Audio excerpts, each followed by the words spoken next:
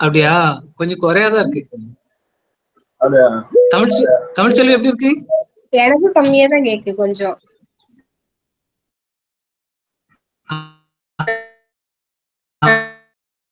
ஆனா வீடியோ தெளிவா இருக்கு.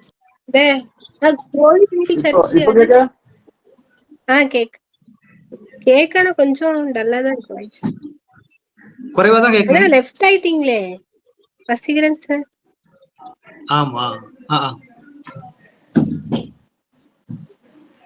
அவங்க ஹெட்செட்ல ஹெட்போன்ல கொஞ்சம் கூட்ட வேண்டியதா இருக்கும்னு நினைக்கிறேன். ஓகே.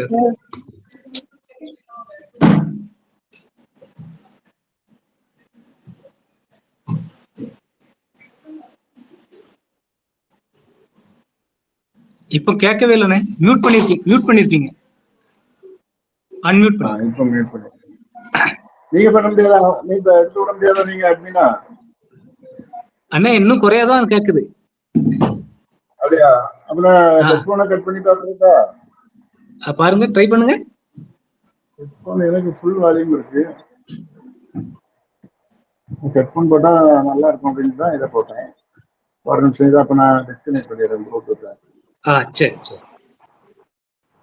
இப்ப எப்படி இருக்கு? இப்பவும் அப்படிதான் இருக்கு. ஐயோ, என் போன் என்ன பிரச்சனை? இப்ப பெட்டரா இருக்குண்ணே. இப்ப பரவாயில்லையா? இதுவும் பரவாயில்ல. ஆமா. சரி, அப்ப நான் இப்ப கையில வச்சே பேசிடுறேன். அப்படி. சரி சரி சரி சரி. வீடியோ வேண்டாம்ல? வீடியோ வேணா இருக்கட்டுமா? வீடியோ இருக்கட்டும் இருக்கட்டும்.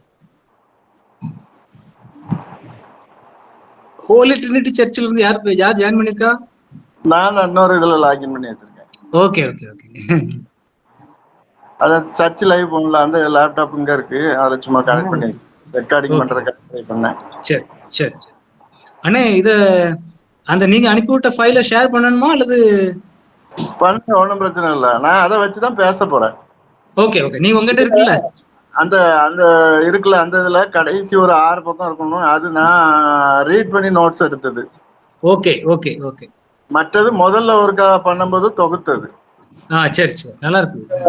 கடைசியா எத்தனாவது பக்கத்துல இருந்தனா, ஒரு நிமிஷம்,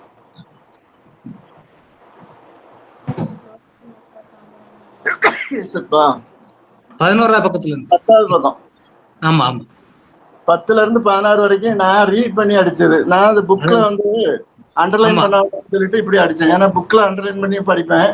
நான் அந்த புக்கை நம்ம லைப்ரரிக்கு கொடுத்துடலாமே, எதுக்கு போட்டு நம்ம திருப்பி ரீட் பண்ண மாட்டோமோ அப்படின்னு சொல்லிட்டு அந்த மாதிரி அதுல அண்டர்லைன் பண்ணல. Okay okay. புக் அப்படியே இருக்கு. ஆனா புக்கை வச்சுதான் 2 திருப்பு வாசிருக்கு. சரி, நான் மற்றவங்க படிப்பாங்கல்ல அப்படின்னு சொல்லிட்டு தான் நான் அண்டர்லைன் பண்ணல. அதுதான் இப்படி நான் அந்த அத்தியாயம் 1 அத்தியாயம் 2 அடிச்சிருக்கேன் பாருங்க. ஆமா ஆமா. 10வது பக்கத்துல இருந்து அது இருக்கு. ஆனா நம்ம ஓவரால் ஒரு லுக்கப் மாதிரி எடுத்தேன் முதல்ல. கண்டிப்பா கண்டிப்பா. ஆனா நம்ம லைப்ரரியில ஏற்கனவே அந்த புக் இருக்குனே. நீங்க இது உங்க புக், உங்களுக்கு காப்பி தான் வைக்கணும் வைங்க. நம்ம இன்னொருத்தர் எடுத்து யூஸ் பண்ணாங்கன்னா நல்லது தானே. சரி சரி சரி. இந்த அண்டன்டலாப்பும் புக் இருக்குல்ல, அதுல வந்து கடைசியில ஒரு வார்டு அடிச்சிருப்பாங்க, இந்த புத்தகத்துக்கு ஓய்வு தர வேண்டாம், ஒரு 10 பேருக்கு படிக்க கொடுங்கன்னு. அதை எங்க அப்பா அந்த புக் வாங்கினதை பூரா ஒவ்வொருத்தருக்கா படிக்க கொடுப்பாங்க. எனக்கு அந்த மாதிரி புக் வந்து ஒரு ஆள்கிட்ட படிச்சுட்டு அந்த நம்ம செல்ஃப்ல அடுக்கி வைக்கிற மாதிரி இல்ல, நம்ம எத்தனை இருந்தாலும் படிக்கணும்ல அப்படின்னு நினைப்பேன். ஆனா இது அதனாலதான் நான் அதுல ஒண்ணுமே எழுதல. அப்படி இருக்கட்டும், நம்ம லைப்ரரிக்கு திருப்பி யூஸ் பண்ணிக்கலாமே அப்படின்னு சொல்லிட்டு யோசனை. ஆரம்பிச்சிருமா? ஆரம்பிச்சு விட்டுருங்க. தமிழ்ச்செல்வி ஆரம்பிங்க. சரி. புறமகம் கொஞ்சம் எட்டித்தான் பார்ப்போமே நிகழ்வு 32வது நிகழ்வில் உங்களை சந்திக்கத்தக்கதாக வாய்ப்பு கிடைத்ததுக்கு எல்லாருக்கும் நன்றி. இணையத்தின் வழியாக இணைந்துள்ள ஒவ்வொருத்தரையும் தானியல் நற்குணத்தான் நூலகத்தின் சார்பாக வாழ்த்தி வரவேற்கிறேன். 32வது நிகழ்வுல இருப்பது உண்மையாவே ஆச்சரியமாவும் சந்தோஷமாவும் இருக்கு. இன்னைக்கும் ஒரு நல்ல புத்தகத்தை எடுத்துட்டு வந்திருக்கோம். கோபல்ல கிராமம், ராஜநாராயணன் இலக்கியத்தின் தந்தைன்னு அழைக்கப்படுற ராஜநாராயணன் அவங்க எழுதின புத்தகம் கோபல்ல கிராமம். இதை நம்ம வசீகரன் சார் இத விவரிக்க போறாங்க. அவங்க என்ன படிச்சு இதுல என்னெல்லாம் புரிஞ்சுக்கிட்டாங்களோ அதை நம்ம கிட்ட பகிர்ந்து கொள்ளும்படியாக இருக்கும். நம்ம நிகழ்வை பத்தி நான் சொல்லிடுறேன். ஃபர்ஸ்ட் ஒரு 1/2 மணி நேரம் 30 நிமிஷங்கள் புத்தகத்தை பத்தி அவங்க என்ன தெரிஞ்சுக்கிட்டாங்களோ, எதெல்லாம் அவங்களுக்கு பிடிச்சிருந்த விஷயம், அதை பத்தின ஒரு விமர்சனம் நடக்கும்.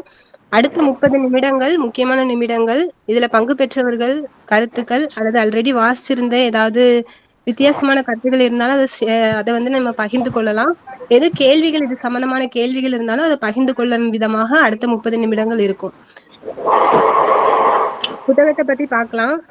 வசீகரனை ஆரம்பிச்சிடலாமா? கேக்குதா? இப்போ கேக்குதுண்ணா. ஆடியோ கரெக்டா இருக்குல்ல? கரெக்டா இருக்கு. சரி, ஓகே. இந்த அருமையான நேரத்திற்கு முதலாவது ஆண்டவருக்கு நன்றி செலுத்துகிறேன். ரெண்டாவது, இந்த நாள்ல இந்த புக்கை குறித்து ஒரு விமர்சனமா படிக்கணுங்கிறது போது இந்த கையில இந்த புத்தகத்தை மொர்தெகாய் வாங்கி கொடுத்தாங்க. அதை பார்த்து கையில வச்சு படிக்கும்போது ஒரு நல்ல ஒரு அனுபவம். உண்மையிலே அது அந்த புக்கு பிரிண்டிங் ரொம்ப அருமையா இருந்துச்சு. கையில வச்சு படிக்கணும்னு தோணுச்சு. சில புக்குகளை நம்ம வாங்கிட்டு எனதோனு இருக்கும். இதனா ஒரு நல்ல பிரிண்டிங், ஃபர்ஸ்ட் குவாலிட்டி அழகா பண்ணியிருந்தாங்க. அது படிக்கிறதுக்கும் ரொம்ப யூஸ்ஃபுல்லா இருந்துச்சு. ஒன்று, அந்த புக்கை பற்றி ஒரு சில வேகமாக நிறைய சொல்ல வேண்டியதாயிடுச்சு. ஆனால் நான் சுருக்கமாக வேகமாக நான் சொல்றதுக்கு நான் ட்ரை பண்றேன். அந்த நூல் சுருக்கம் அப்படிங்கிறது அது ஒரு கிராமத்தை குறித்து ஒரு தனி மனிதனோட கதையா இல்லாம அழகா ஒரு கிராமம் எப்படி உருவாகிச்சு அதை உயிரோட்டமா ஒரு பதிவு செய்கிற ஒரு நாவலா இருக்கிறது. கதை நடைபெறும் சூழல் அந்த கோபல்ல கிராமம்ங்கிற ஒரு கற்பனை கிராமம் தான். ஆனா உண்மையிலே அவர் எழுதிய ஆசிரியர் ராஜநாராயணன் அவர் எழுதினதும் அவர் வளர்ந்த அந்த பகுதி மேலச்சவல்னு அவரோட லைஃப் ஸ்டோரியில இருக்கு. அந்த மேலச்சவல்ங்கிறது கிட்டத்தட்ட நம்ம அந்த பகுதியில நம்ம நேரடியா போனாலே அது அந்த கர்சல் நிலத்தை பிரதிபலிக்கிற ஒரு கிராமம். அவரோட கிராம சூழ்நிலையும் பழைய ஒருவேளை கேட்ட சம்பவத்தின் அடிப்படையில இதை எழுதியிருக்கலாம்னு சொல்லி எனக்கு மனசுல தோணுச்சு. அதுல முக்கிய கதாபாத்திரமா அந்த கோட்டையார் குடும்பம்ன்ற ஒரு குடும்பத்தை வச்சு அது எழுதப்பட்டிருக்கிறது. கிராமத்தின் முக்கிய குடும்பம், அவரோட கிராம நிர்வாகம், விவசாயம், மக்கள் பாதுகாப்பு, அதை பற்றிலாம் அவங்க எப்படி அந்த குடும்ப அமைப்புகள்லாம் இருந்துச்சு அப்படிங்கிறத குறித்து ரொம்ப அழகா இருந்துச்சு. உண்மையில அதாவது ஒன்லைன் ஸ்டோரிம்பாங்க. இன்னொன்று, அந்த கதைக்கு ஒரு முன்னோட்டத்தையும் அந்த பதிப்பாசிரியர் எழுதியிருக்கிறதையும் அந்த புக்கில் பார்க்கலாம். நாவல்ல முக்கியமாக நம்ம பார்க்கறது மந்தத்தாயாருங்கிற ஒரு முக்கிய பெண். அவரோட தைரியம், குடும்ப பொறுப்பு, மன உறுதி ஆகியவே தான் அந்த கதைக்கு ஒரு ஸ்டெப் முன்ன கொடுக்கறது போல இருக்கிறது.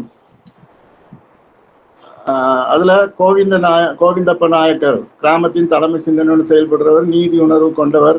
அந்த காலத்துலலாம் இருக்கும்போது ஒரு நாட்டாமை அப்படின்னா அவர் எப்படி இருப்பார், ஊரை எப்படி நடத்தி செல்லணும், அதெல்லாம் அவரோட கேரக்டரை வச்சு நம்ம நிறைய அறிஞ்சிக்கிறதுக்கு நல்லா இருந்துச்சு.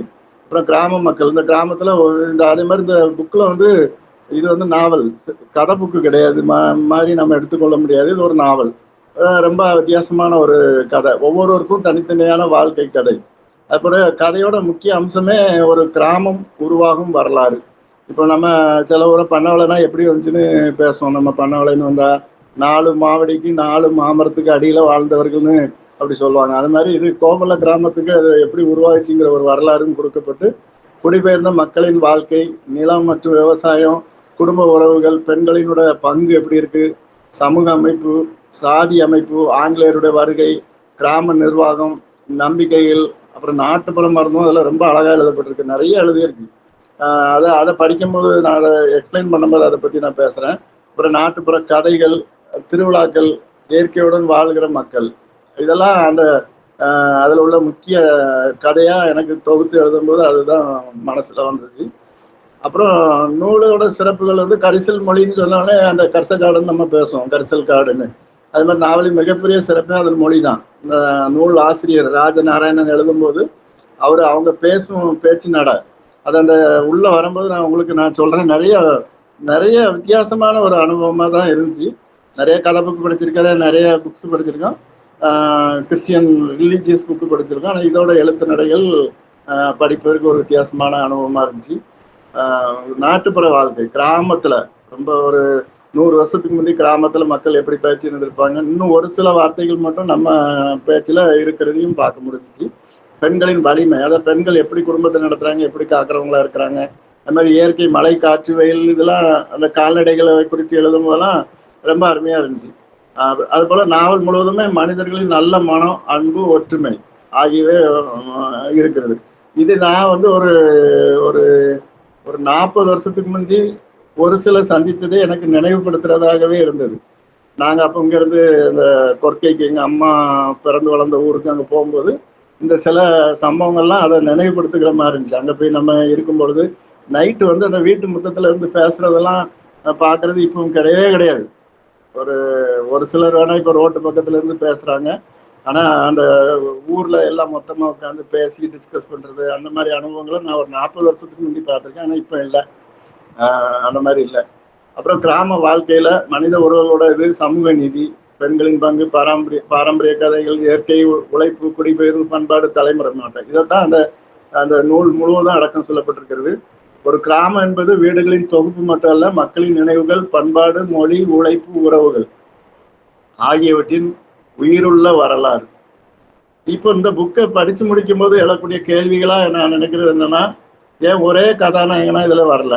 ஒரு கதை அந்த புக்கு முழுசும் அந்த மாதிரி ஒரு கதாநாயகன் யாரையோ ஒருத்தர் அப்படி குறிப்பிட்டுலாம் அவர் எழுதலை. ஒண்ணு கரிசல் வட்டார மொழி வழக்குன்னு சொல்லப்பட்டிருக்கு. இப்பவும் நம்ம போனோம்னா அவரு அந்த நூலாசிரியர் எழுதப்படுற மெளச்செவலா ஏதோ ஒரு ஊர் போட்டிருக்குது, அவரை பற்றி போட்டிருக்கிற புக்கில் அந்த ஊரை சார்ந்து நீங்க போனீங்கன்னா அந்த ஊர்கள், சில ஊர்கள் குறிப்பிட்டிருக்கிற பகுதியில இன்னும் அப்படிதான் இருக்கு. கரிசல் காடுன்னா கிட்டத்தட்ட நம்ம எட்டயபுரத்துல இருந்து கங்கை கொண்டான அந்த பகுதியில போனா எனக்கு அது நினைவூட்டுறதா இருந்துச்சு.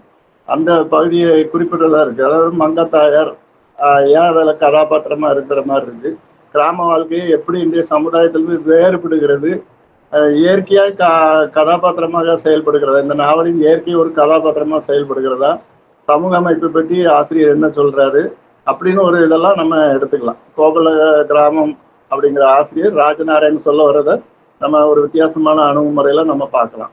அவர் தமிழ் இலக்கியத்துல அவரையே கரிசல் இலக்கியத்தின் தந்தைன்னு தான் அதுல சொல்லப்பட்டிருக்கு. சில வெளியில நான் தேடி பார்க்கும்போது அந்த கி ராஜநாராயணன் அவரை பற்றி எழுதும்போது கரிசல் இலக்கியத்தின் தந்தை. இந்த கரிசக்காடுன்னா நம்ம பக்கத்துல வந்து குளங்கள் இருக்கு, நதிகள் இருக்கு, அது இல்லாம இருக்கிற அந்த பகுதிகளை நீங்க கற்பனை பண்ணி பார்க்கும்போது வித்தியாசமா இருக்கும். அந்த அது என்ன நம்ம அப்ப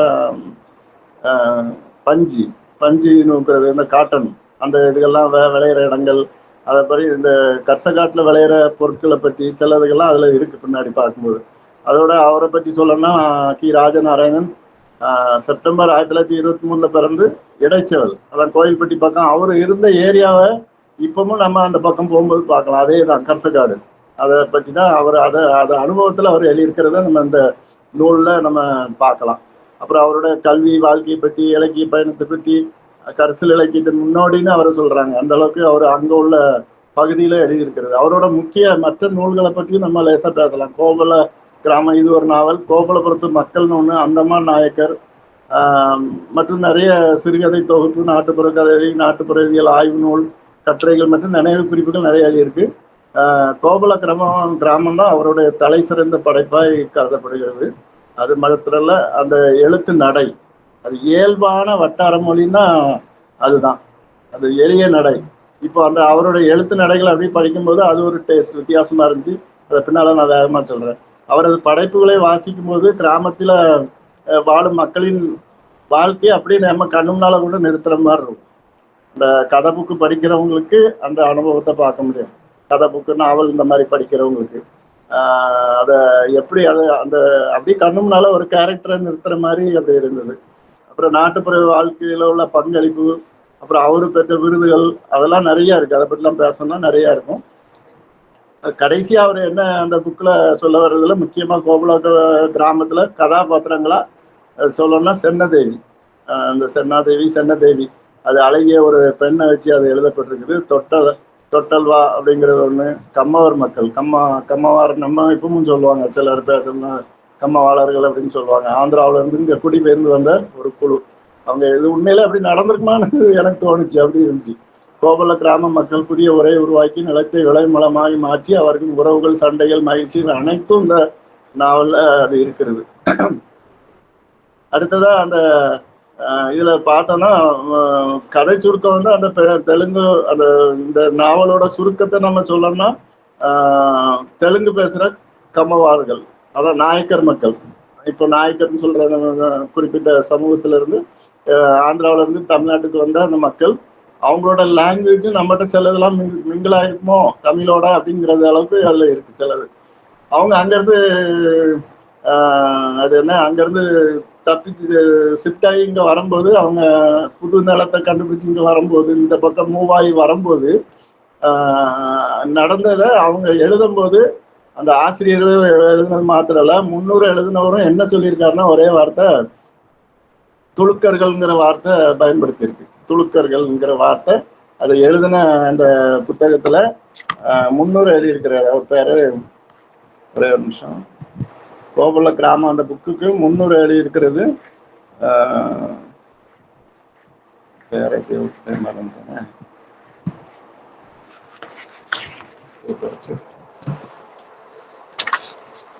இந்த 300 வார்த்தை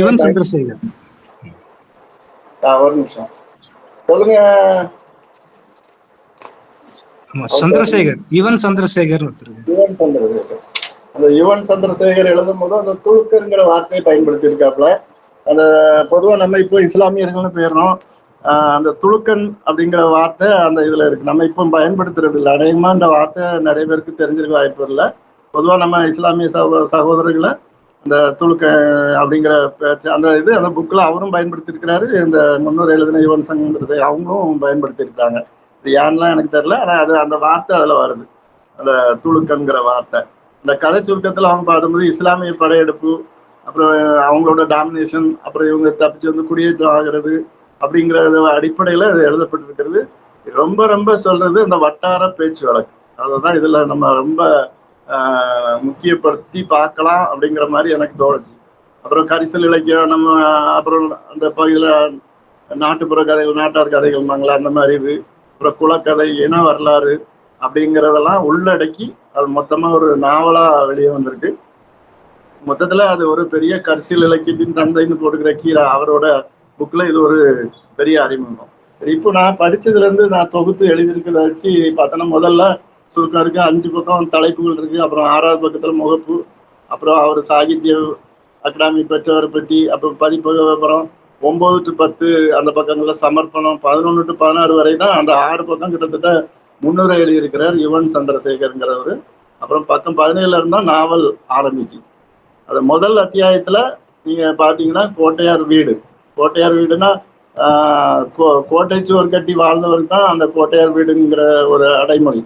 அந்த காலத்துல நம்ம சொல்லுவோம், அடையாளத்துக்கு சொல்லுவோம், அந்த கோட்டை வீடு இருக்குல்ல அந்த வீடு, அந்த பெயிண்ட் அடிக்கிற வீடுங்கிற சொல்ற மாதிரி அவங்களோட அடையாளத்துக்காக அது சொல்லப்பட்டிருக்கிறது. கோட்டை சுவர் கட்டி வாழ்ந்தவர்ங்கிறது.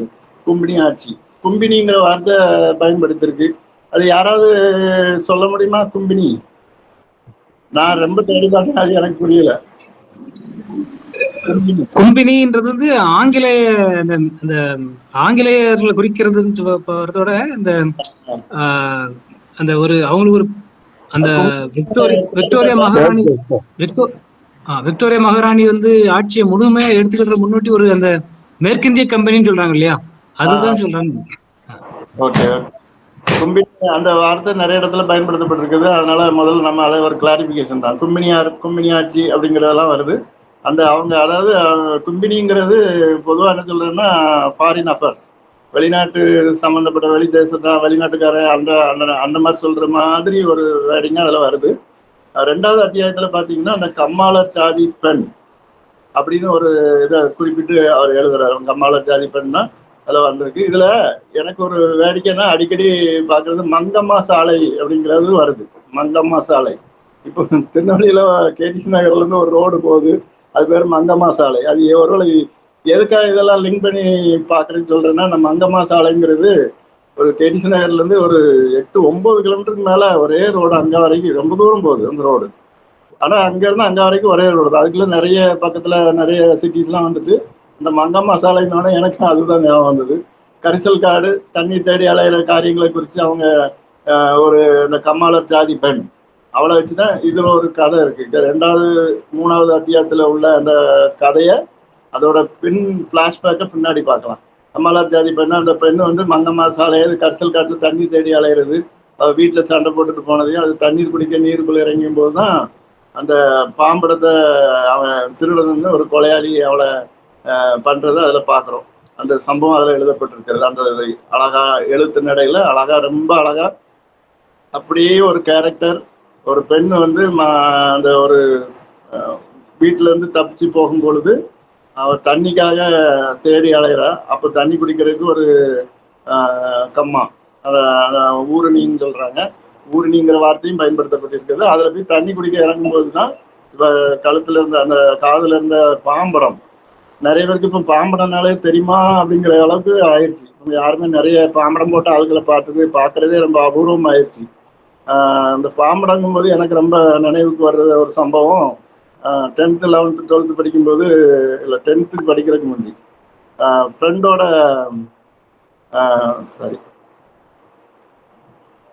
ஃப்ரெண்டோட அம்மா பாம்படம் போடுவாங்க. அவங்க மகன் பாம்பேல போயிருக்கும்போது ஏர்போர்ட்ல ஃப்ளைட்டு போறதை காமிக்கொண்டு போயிருக்காங்க. அப்போ அந்த டைம்ல இவங்க பாம்படம் போட்டு இருக்கிறத பார்த்துட்டு வந்த எல்லாருமே ஃப்ளைட்டை பார்க்காம இவங்கள பார்க்க ஆரம்பிச்சிட்டாங்களாம். இது நடந்தது ஒரு 35 வருஷத்துக்கு முந்தி. பாம்படங்கிறது அவ்வளவு வேடிக்கையான ஒரு இதுதான். அவங்களுக்கு எல்லாருக்கும் என்ன நினைப்புனா, அது ஃபுல்லாவே தங்கமா கட்டிமா இருக்குமா அப்படிங்கிறது, உள்ள அந்த மெழுகு இருக்குங்கிறதுலாம் நிறைய பேருக்கு தெரியாது. ஆனா அது ஒரு பெரிய ஒரு அதிசயமான பொருளா இருந்தது. இப்ப அந்த காது எழுத்து பாம்படம் போடுறது அந்த காலத்துல ஒரு பெரிய பாரம்பரியமா இருந்துச்சு. அந்த வார்த்தைகள் இதுல பயன்படுத்தப்பட்டிருக்கிறது ஒரு வித்தியாசமான அனுபவம். இப்போ உள்ளவங்களுக்கு அது வித்தியாசமா இருக்கலாம். அந்த பாம்படத்தை அவர்கிட்ட இருந்து பறிக்கணும், அதுதான் மெயினான ஒரு நோக்கம். அத்தியாயம் 3ல அந்த சாப்டர் 3ல பாத்தீங்கன்னா கிருஷ்ணநாயக்கர் அப்பதான் அவர் வாராரு. வண்டிய அவரு வந்து இந்த விவசாய நிலங்களுக்கு அங்கங்க பொருட்களை கொண்டு போயிட்டு அந்த நம்ம அந்த அச்சாணி, அதை வேற வார்த்தைகள் இதுல பயன்படுத்தப்பட்டிருக்குது. அந்த வண்டி அதை இறக்கி தண்ணி அந்த ஊருணியில இறக்கி அந்த மாட்டெல்லாம் இது பண்ணி ஆசுவாசப்படுத்துறதுக்காக அவர் இறங்கும் போதுதான் தண்ணியில நிற்கான். அந்த லேடிய வந்து கால்குள்ள பாம்படத்தை பறிக்கணும்னு சொல்லிட்டு பறிச்சுட்டு அது இருக்கிறத அப்ப புடுங்கணும், அவட்ட பாம்படத்தை புடுங்கணும்ட்டு அவட்ட புடுங்கும் போதுதான் அந்த ஒரு உயிர் போகிறது, கொலை செய்யப்படுகிறாள் அந்த பெண். அந்த அப்பதான் அந்த கிருஷ்ணநாயக்கர் வாராரு. அவர் வந்து அந்த ஊருக்குள்ள வர்ற வண்டியை பார்த்துட்டு இந்த பெண்ணை விசாரிச்சு அப்புறம் இந்த மாதிரி நடந்ததெல்லாம் அவரு கேட்டு பெருவிரல்ல கடிச்சு அவ வெட்டி கொல்லப்படுது. அப்புறம் பாம்படம் கண்ணில் மாட்டுறது, கொலை செய்யப்பட்டாலாம் இந்த பொண்ணு ஊர்னிக்குள்ள அவ அதே இடத்துல அந்த கொலை சம்பவம் நடந்த இடத்துல அந்த பெண்ணு இறந்து கிடக்கா. இவனை பிடிச்சு அந்த வண்டியில கெட்டி வைக்கிறார், சக்கரத்துல கெட்டி வச்சுட்டு அவர் அதுக்கு பிறகு ஊருக்குள்ள போற மாதிரி அந்த சம்பவம் இருக்குது 3வது சாப்டர்ல. 4வது சாப்டர்ல பாத்தீங்கன்னா கோவிந்தப்ப நாயக்கர் ஊர் குடும்பம் வெற்றிலே அவர் பார்க்க போடுற அந்த பழக்கங்கள் அதெல்லாம் அதுல எழுதப்பட்டிருக்கிறது. நேரம் கோவிந்தப்ப நாயக்கர்கிட்ட போறாரு. ஊர் குடும்பம், நம்ம ஊர்ல குடும்பம்னு சொல்லுவாங்க, நல்லா குடும்பம்னு சொல்லுவாங்க. அவர் தான் அந்த தகவல் பரிமாற்றம் பண்றது அந்த வேலைகள்லாம் பண்ணுவாங்க. அவங்கெல்லாம் இருக்கும்போது அந்த நடந்ததை சொல்லிட்டு ஊருணியில வண்டியில கொலைகாரன் பண்ணி கிடக்கிறது அந்த சம்பவத்தெல்லாம் சொல்லிட்டு அவங்க வேகமா போறத அதை திருப்பி அந்த இடத்துக்கு போறது. ஒருவேளை அவன் கொள்ளைக்காரன் நிறைய பேர் இருக்கலாமா, இல்ல வேற எதுவும் நடந்திருக்கலாமோன்னு சொல்லிட்டு அவசரமா போறதெல்லாம் அதுல எழுதப்பட்டிருக்கிறது. அந்த டைம்ல தான் தீவெட்டி கொள்ளைக்காரர்கள்ங்கிற வார்த்தையை பயன்படுத்தப்படும். தீவெட்டி கொள்ளைக்காரர்கள் என்பது அந்த காலத்துல ஒரு சம்பவமா நடந்திருக்கு. கொள்ளையடிக்கிறதுக்கு ஒருத்தர் இருந்து களவாங்க போற மாதிரி இல்லை, மொத்தமா ஒரு டீம். பின்னால உள்ள அத்தியாயத்தில் எழுதப்பட்டிருக்கு 60 பேர் 70 பேர் சேர்ந்து போய் ஒரு ஊரை கொள்ளையடிக்கிறது, அந்த மாதிரிலாம் எழுதப்பட்டிருக்கு. அந்த மாதிரிலாம் நடந்திருக்கு. தீவெட்டி கொள்ளைக்காரர்கள் அது வர்றாங்கிற ஒரு தகவலை குறித்தெல்லாம் அதில் எழுதப்பட்டிருக்கு. அத்தியாயம் 5ல பாத்தீங்கன்னா நீங்க அடுத்தது அண்ணன் தம்பி 7 பேர் ஒரு குடும்பம், அதாவது அந்த கோட்டை நாயக்கருங்கிற குடும்பத்துல 7 பேர். ஒவ்வொருவருக்கும் அந்த குடும்பத்துல பாருங்க, அதான் ரொம்ப ரொம்ப இன்ட்ரெஸ்டிங்கா இருந்துச்சு. 7 பேர் இருக்காங்க அண்ணன் தம்பி. ஒவ்வொருவருக்கும் ஒரு குடும்பத்துல ஒவ்வொரு இலாக்கா, ஒவ்வொரு டிபார்ட்மெண்ட்டை கவனிக்கிற மாதிரி. ஒரு குடும்பத்துல ஒருத்தர் அது கோவிந்தப்ப நாயக்கர்னு போட்டிருக்கு, அது குடும்பம் மேற்பார்வை, ஒருத்தருக்கு ஒரு டிபார்ட்மெண்ட். அடுத்தது 2வது விவசாயத்தை பார்க்கறதுக்கு, 3வது பசுமாடு மட்டும் பார்க்கறதுக்கு, அடுத்தது 4 ஆடு பாக்குறதுக்கு, 5வது குடும்பத்தின் சார்பா மற்ற ஊர் விசேஷங்களுக்கு போகணும்னா அவர் தான் போகணும். அந்த மாதிரி. அடுத்தது வெளியுறவுத்துறை மாதிரி அவரு அந்த பாக்குறது. 6வது எரும மாட்டை பாக்குறதுக்கே ஒருத்தர், 7வது ஒருத்தர் தான் வீட்டு காரியத்தை பாக்குறதுக்குன்னு அந்த மாதிரி பிரிச்சு ஒரு பெரிய ஒரு அட்மினிஸ்ட்ரேஷன் வந்து எப்படி இருந்திருக்கு பாருங்க, ஒரு குடும்பத்துல எப்படி இருந்திருக்கு என்பதை இந்த கதையில பார்க்கலாம். அடுத்தது வேப்ப மரத்தை பூரா ஒரு வேப்பம்மாள், அதை ஒரு ரொம்ப மரியாதை குறைவா நடிக்க இருக்கிற மாதிரியும் மங்கத்தாயர் தான் அதுல அறிமுகம் ஆகுது. 5வது அத்தியாயத்துல தான் இந்த மங்கத்தாயருங்கிற ஹீரோயினா அறிமுகமாகிற சம்பவங்கள் இருக்கிறது. அப்புறம் அத்தியாயம் 6ல நீங்க பாத்தீங்கன்னா ஆந்திர தேசத்துல இருந்து கம்மவா ரெட்டி மட்டும் வரல, கம்பளத்தார், செட்டியார், பிராமணர், பொற்கொள்ளர் எல்லாரும் அங்கிருந்து வந்தாங்கன்னு சொல்லப்பட்டிருக்குது. அதுக்கு பிறகு தொரட்டி தான் அந்த பெண்கள நிற அனுமல், கம்மல் எப்படி பெயர் இருந்துச்சு அப்படிங்கிறதும் முக்கியமா அடுத்தது சொல்லப்படுறது இந்த சென்னாதேவி. அதான் கதாநாயகி மாதிரி ஒரு சாப்டர்ல வர்ற ஒரு கேரக்டர். இந்த கதாநாயகியா வர்ற சென்னாதேவி. அடுத்தது மங்கத்தாயரோட 6 வயது மூத்தவன்னு அதுல எழுதப்பட்டிருக்கு. 6 வயது மூத்தவன்னு எழுதப்பட்டிருக்கு. இந்த சென்னாதேவி ஒரு பாட்டுல கதாநாயகியா வர்ற மாதிரி இருக்கும். அதுல நீங்க குறிப்பா பாக்கணும்னா சென்னாதேவியோட அழகை அவங்க எழுதிட்டு அவர் அழகை வர்ணிச்சு எழுதியிருப்பாரு. நீங்க அதை வேணா அந்த புக்ல நீங்க திரும்பி ஒருக்கா பார்க்கக்கூடிய சூழ்நிலை கிடைச்சிச்சுன்னா படிங்க. அந்த சென்னாதேவியை அவர் வர்ணிச்சு எழுதியிருக்கிறது மிக வித்தியாசமா இருக்கும். அப்புறம் அந்த சென்னாதேவியே அழகுக்கு எவ்வளவு ஆபத்துங்கிறதை குறித்து அவர் எழுதியிருக்கிறார். அவளுக்கு எவ்வளவு ஆபத்தா கடைசியில முடிஞ்சிச்சுங்கிறது ஒரு பெரிய ட்விஸ்டா இருக்கும். மாணிக்க மாலை செய்யணும் அவளுக்கு, அந்த சென்னாதேவிக்கு மாணிக்க மாலை செய்யணும். ஏற்கனவே இவங்ககிட்ட அந்த கெம்பு கற்கள்னு குறிக்கப்பட்டிருக்கு. கெம்பு கற்கள் தான் நினைமா வைடூரியம் அல்லது வைரம் அந்த மாதிரி இருக்கலாம்னு நினைக்கிறேன். அது கெம்பு கற்கள்னு குறிப்பிடப்பட்டிருக்கு. அதை இவங்க மணிமாலை செய்யறதுக்கு வர்ற வியாபாரிகள்கிட்ட இந்த சாம்பிள் காமிக்கும் போது அவங்க இந்த கல் வந்து ரொம்ப காஸ்ட்லியா இருக்கிறத பார்த்து அதனாலதான் பிரச்சனையே ஆரம்பிக்கும். அந்த உயர்ந்த அந்த கல் இவங்க கையில எப்படி இருக்கு அப்படின்னு சொல்லி இதை வச்சும் அந்த பெண்ணோட அழகை வச்சும் ஒரு பிரச்சனை ஆரம்பிக்கும். அப்புறம் இவன் வெளியில போகும்போது 7வது அத்தியாயத்துல பல்லக்குல போகும்போது அந்த கொள்ளைக்கூட்ட தலைவன் கையில மாட்டுறது, கொள்ளைக்கூட்ட குரூப் கிட்ட இவங்க வழியில அந்த பல்லக்கு வச்சு போகிற பழக்கத்துல இருந்திருக்கப்போ அந்த பல்லக்குல போகும்போது அதை அவங்க அந்த குரூப் கிட்ட மாட்டிக்கிட்டு அப்புறம் சென்னாதேவியை அனுப்பி வச்சு அதை அந்த கொள்ளைக்காரங்கிட்ட வந்து தப்பிச்சது, இந்த சம்பவங்கள்லாம் அதுல எழுதப்பட்டிருக்கிறது வேகமா. இன்னொன்னு அப்புறம் பெரிய கொள்ளைக்காரன், அதான் பக்கம் 54 எழுதப்பட்டிருக்கு. 54ஆம் பக்கத்துல மல்லையா பெரிய கொள்ளைக்காரன் அதுல எழுதப்பட்டிருக்கு. எனக்கு அதை படிச்சோடனே நம்ம ஊர் மல்லையா ஞாபகம் தான் வந்துச்சு. மல்லையா பெரிய கொள்ளைக்காரன் எழுதப்பட்டிருக்கு பக்கம் 54ல. அப்புறம் அந்த செல்லினா தங்கைங்கிற அர்த்தத்தையும் சில ஃபுட் நோட் போட்டு எழுதியிருக்காங்க. செல்லி செல்லம்மா கூப்பிடுறது, அபரஞ்சிங்கிறது, மல்லையாவோட அந்த லைஃப் ஸ்டைல், அந்த அவனோட கொள்ளைக்காரன் எப்படி வந்தான், அவன் ஏன் அவங்கள விட்டான் அப்படிங்கிறதெல்லாம் அந்த இதுல எழுதிருக்கு. அது மாதிரி அப்பெல்லாம் வந்து திருஷ்டி விழாம இருக்கிறதுக்கு செய்யறது, இந்த அந்த மாதிரி சம்பவங்கள்லாம் இதுல எழுதப்பட்டிருக்கு. துலுக்க ராஜாவோட இருந்து இவளோட அழகு, இந்த இதெல்லாம் அந்த நகை இருக்கிறது, அதெல்லாம் அந்த அந்த பொற்கற்களா கம்பு கற்கள் அதெல்லாம் பார்த்துட்டு அவளுக்கு துலுக்க ராஜாவோட இருந்து சன்மானம், மரியாதை, வயரம் அது இதுன்னு நிறைய வருது. அங்க இருந்து துலுக்க ராஜா அந்த பெண்ணோட அழகுல அவளை கெட்டுறதுக்காக அங்க இருந்து பெரிய ஒரு தடாப்புடல் வர்றாங்க. பாராக்காரங்கிற வார்த்தையை பயன்படுத்துறது, பாராக் போடுறாங்கன்னு பழைய இதில் யூஸ் பண்ணி நானும் கேள்விப்பட்டிருக்கேன். பாராக்குன்னா அந்த காவல்காரங்களோட தடாப்புடால்னு வர்றாங்க. துலுக்கராஜாவிற்கு தூதுவன் ஒரு பிராமின் வரான். அந்த பிராமின் அது வர்றதை படிக்கும் போது எனக்கு கொஞ்சம் வித்தியாசமா இருந்துச்சு. அவங்க எப்பவுமே அந்த பிராமின் வந்து அது அவங்களோட குணாதிசைன்னு சொல்றதா எப்படிங்கிறது எனக்கு தெரியல. அந்த அவன் தூதுவனா அதுல வர்றதா அவர் அப்படியே எழுதியிருக்கிறார். ஒரு அது அந்த அந்த காலத்து சம்பவங்கள் போல தொகுத்து அழகா இருக்கிறார். சம்மதிக்காவிட்டாலும் சென்னாதாரி தூக்கிட்டு போயிடுவான்னு மிரட்டல் போட்டு அவன் மிரட்டிட்டு போறாங்க. அப்புறம் பூ போட்டு பார்த்துட்டு இவங்க கடைசியில ஒரு வழியா என்னடாச்சுன்னு சொல்லி சம்மதிக்கிறாங்க. சம்மதிச்சு அத்தியாயம் 8ல வந்து அந்த ராஜா அரண்மனையில இருந்து வந்து சென்னாதேவி அலங்காரம் முடிஞ்சு மறுநாள் கல்யாணம். அந்த டைம்ல தான் அந்த பசுமாட்டு தலையே ஒரு இடத்துல இருக்கிறதா வந்து பாக்குறாங்க. பசுமாட்டோட தலை, அது பசுமாட்டு தலை இருக்கிறத ஒரு இடத்துல முடிச்சிருங்க. ஏன்னா சமையல் மறுநாள் சாப்பாட்டுக்கு அதை ரெடி பண்ணி வச்சிருக்கு. இதை பார்த்தோன்னே இவங்களுக்கு ரொம்ப அதிர்ச்சி ஆயிருக்கு. இவங்களுக்கு அந்த இது ஒரு சம்பந்தமே இல்லாத ஒரு நிகழ்வு, அந்த மாட்டுக்கறி சாப்பிட்டது அப்படின்னு நினைக்கிறேன். அதை அவர் நாசுக்கா இருக்கிறாரு. அதை பார்த்தோன்னே இவருக்கு ரொம்ப தூக்கி வாரி போட்டு இவங்க எப்படியாவது இங்க இருந்து எஸ்கேப் ஆயிடணுங்கிறது தான் இவங்க குடும்பமா திருமணத்துக்கு போன 80 பேர்கிட்ட தப்பிச்சு வர்றதுதான் பின்னால பயங்கரமா எழுதி இங்க கோபல கிராமம் உருவாகிறதுக்கு ஒரு காரணமா இருக்கிற மாதிரி அந்த சம்பவங்கள் போகுது.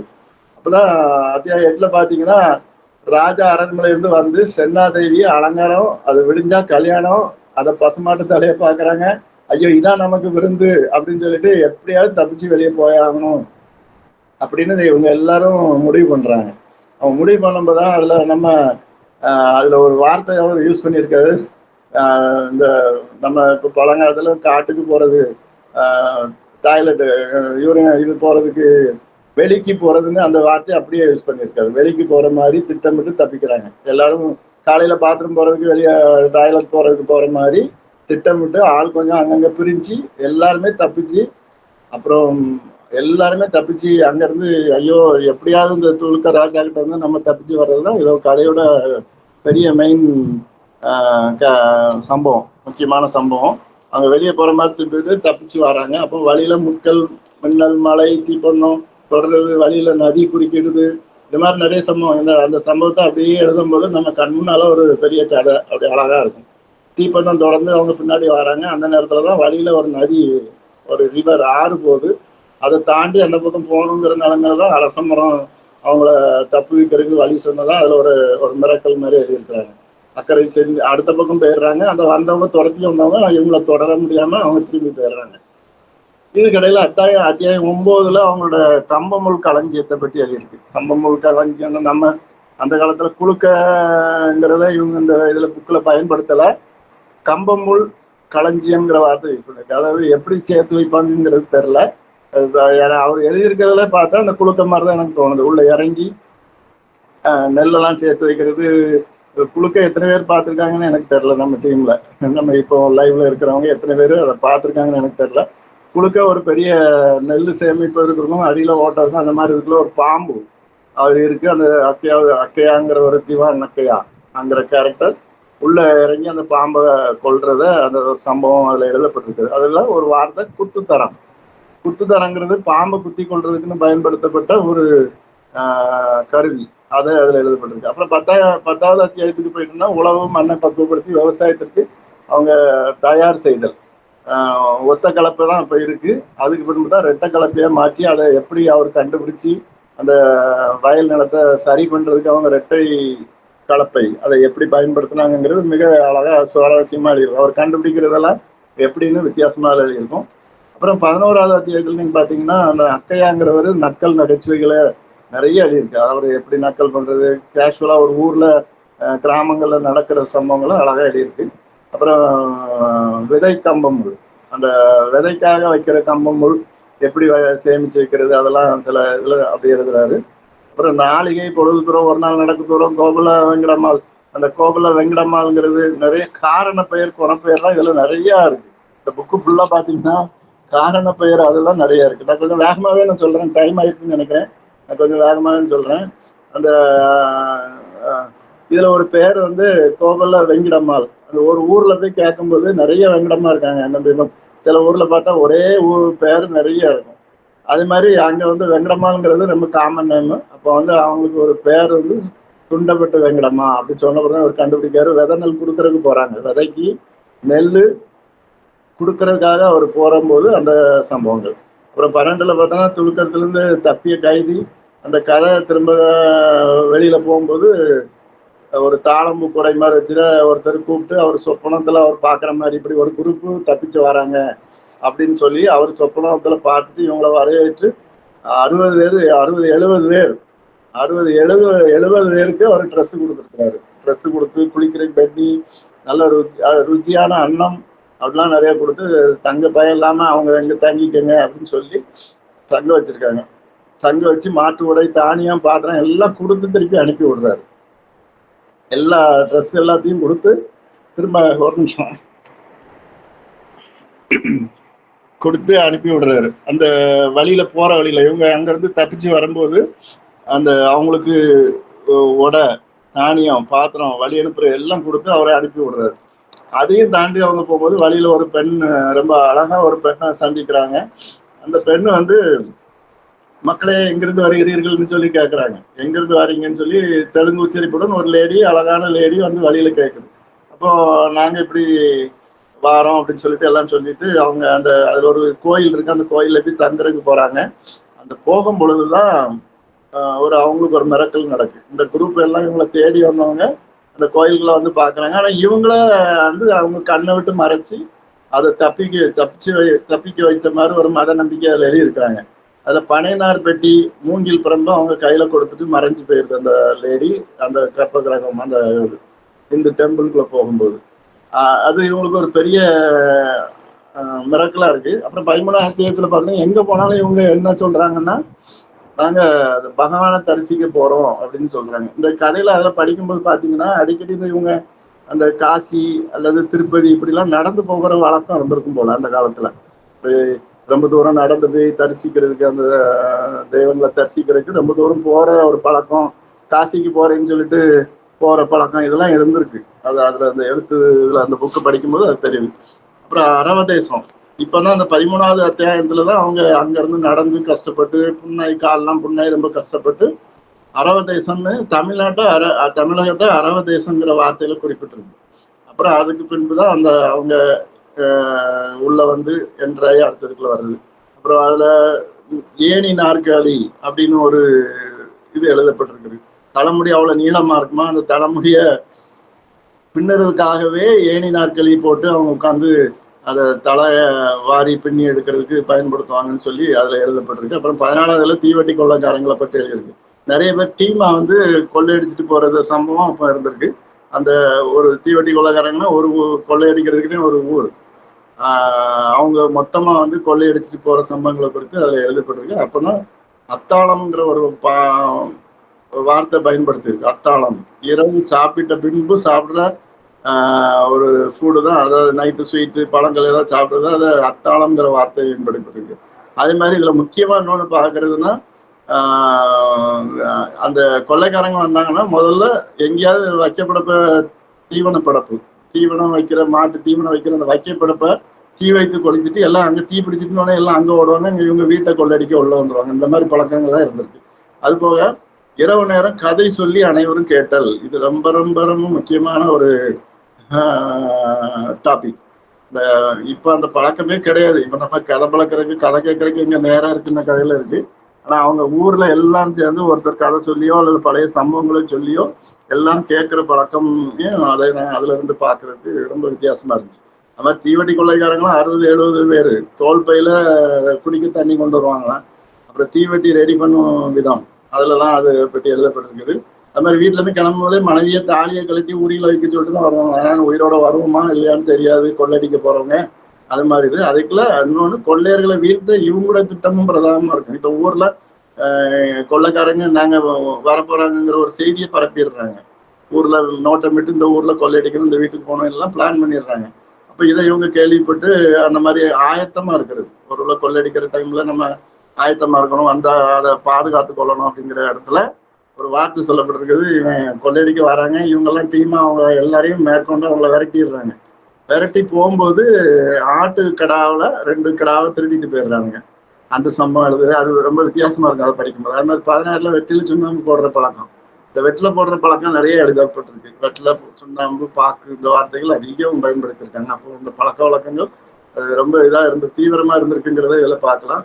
அதே மாதிரி மரம் நடும்போது ஒவ்வொருத்தர் பேர், இது ரொம்ப முக்கியமான சப்ஜெக்ட். அந்த மரம் நடுறதுக்கு அவங்க ஏன்னா இவங்க போய் ஒரு கிராமத்தை உருவாக்குறாங்க, கோகுல கிராமம். இப்போ மரம் நடுறது ஒவ்வொருத்தருடைய பேர்ல மரம் நடுறது. அது மாதிரி 17ஆவது அத்தியாயத்துல பாத்தீங்கன்னா அவங்க காட்டுல கோவப்பழம் முதல்ல போகும்போது இவங்க சாப்பிட்றதுக்கு கோவப்பழம், பனம்பழம், நெய் தக்காளின்னா நம்ம சொடக்கு தக்காளின்னு நினைக்கிறேன், அப்படிதான் நினைக்கிறேன். அதை அவங்க சாப்பிட்டதெல்லாம் எழுதப்பட்டிருக்கு. அதே மாதிரி பூமியை தோணும்போது நிறைய கிழங்கு வகைகள் கிடைச்சிருக்கு. இதெல்லாம் பண்ணி தான் அப்புறம் நவதானியத்துக்கு விதைகளை சேமித்து வைக்கிற பழக்கம், இயற்கை மருந்து தயாரிக்கிற பழக்கம் நிறைய எழுதியிருக்கு.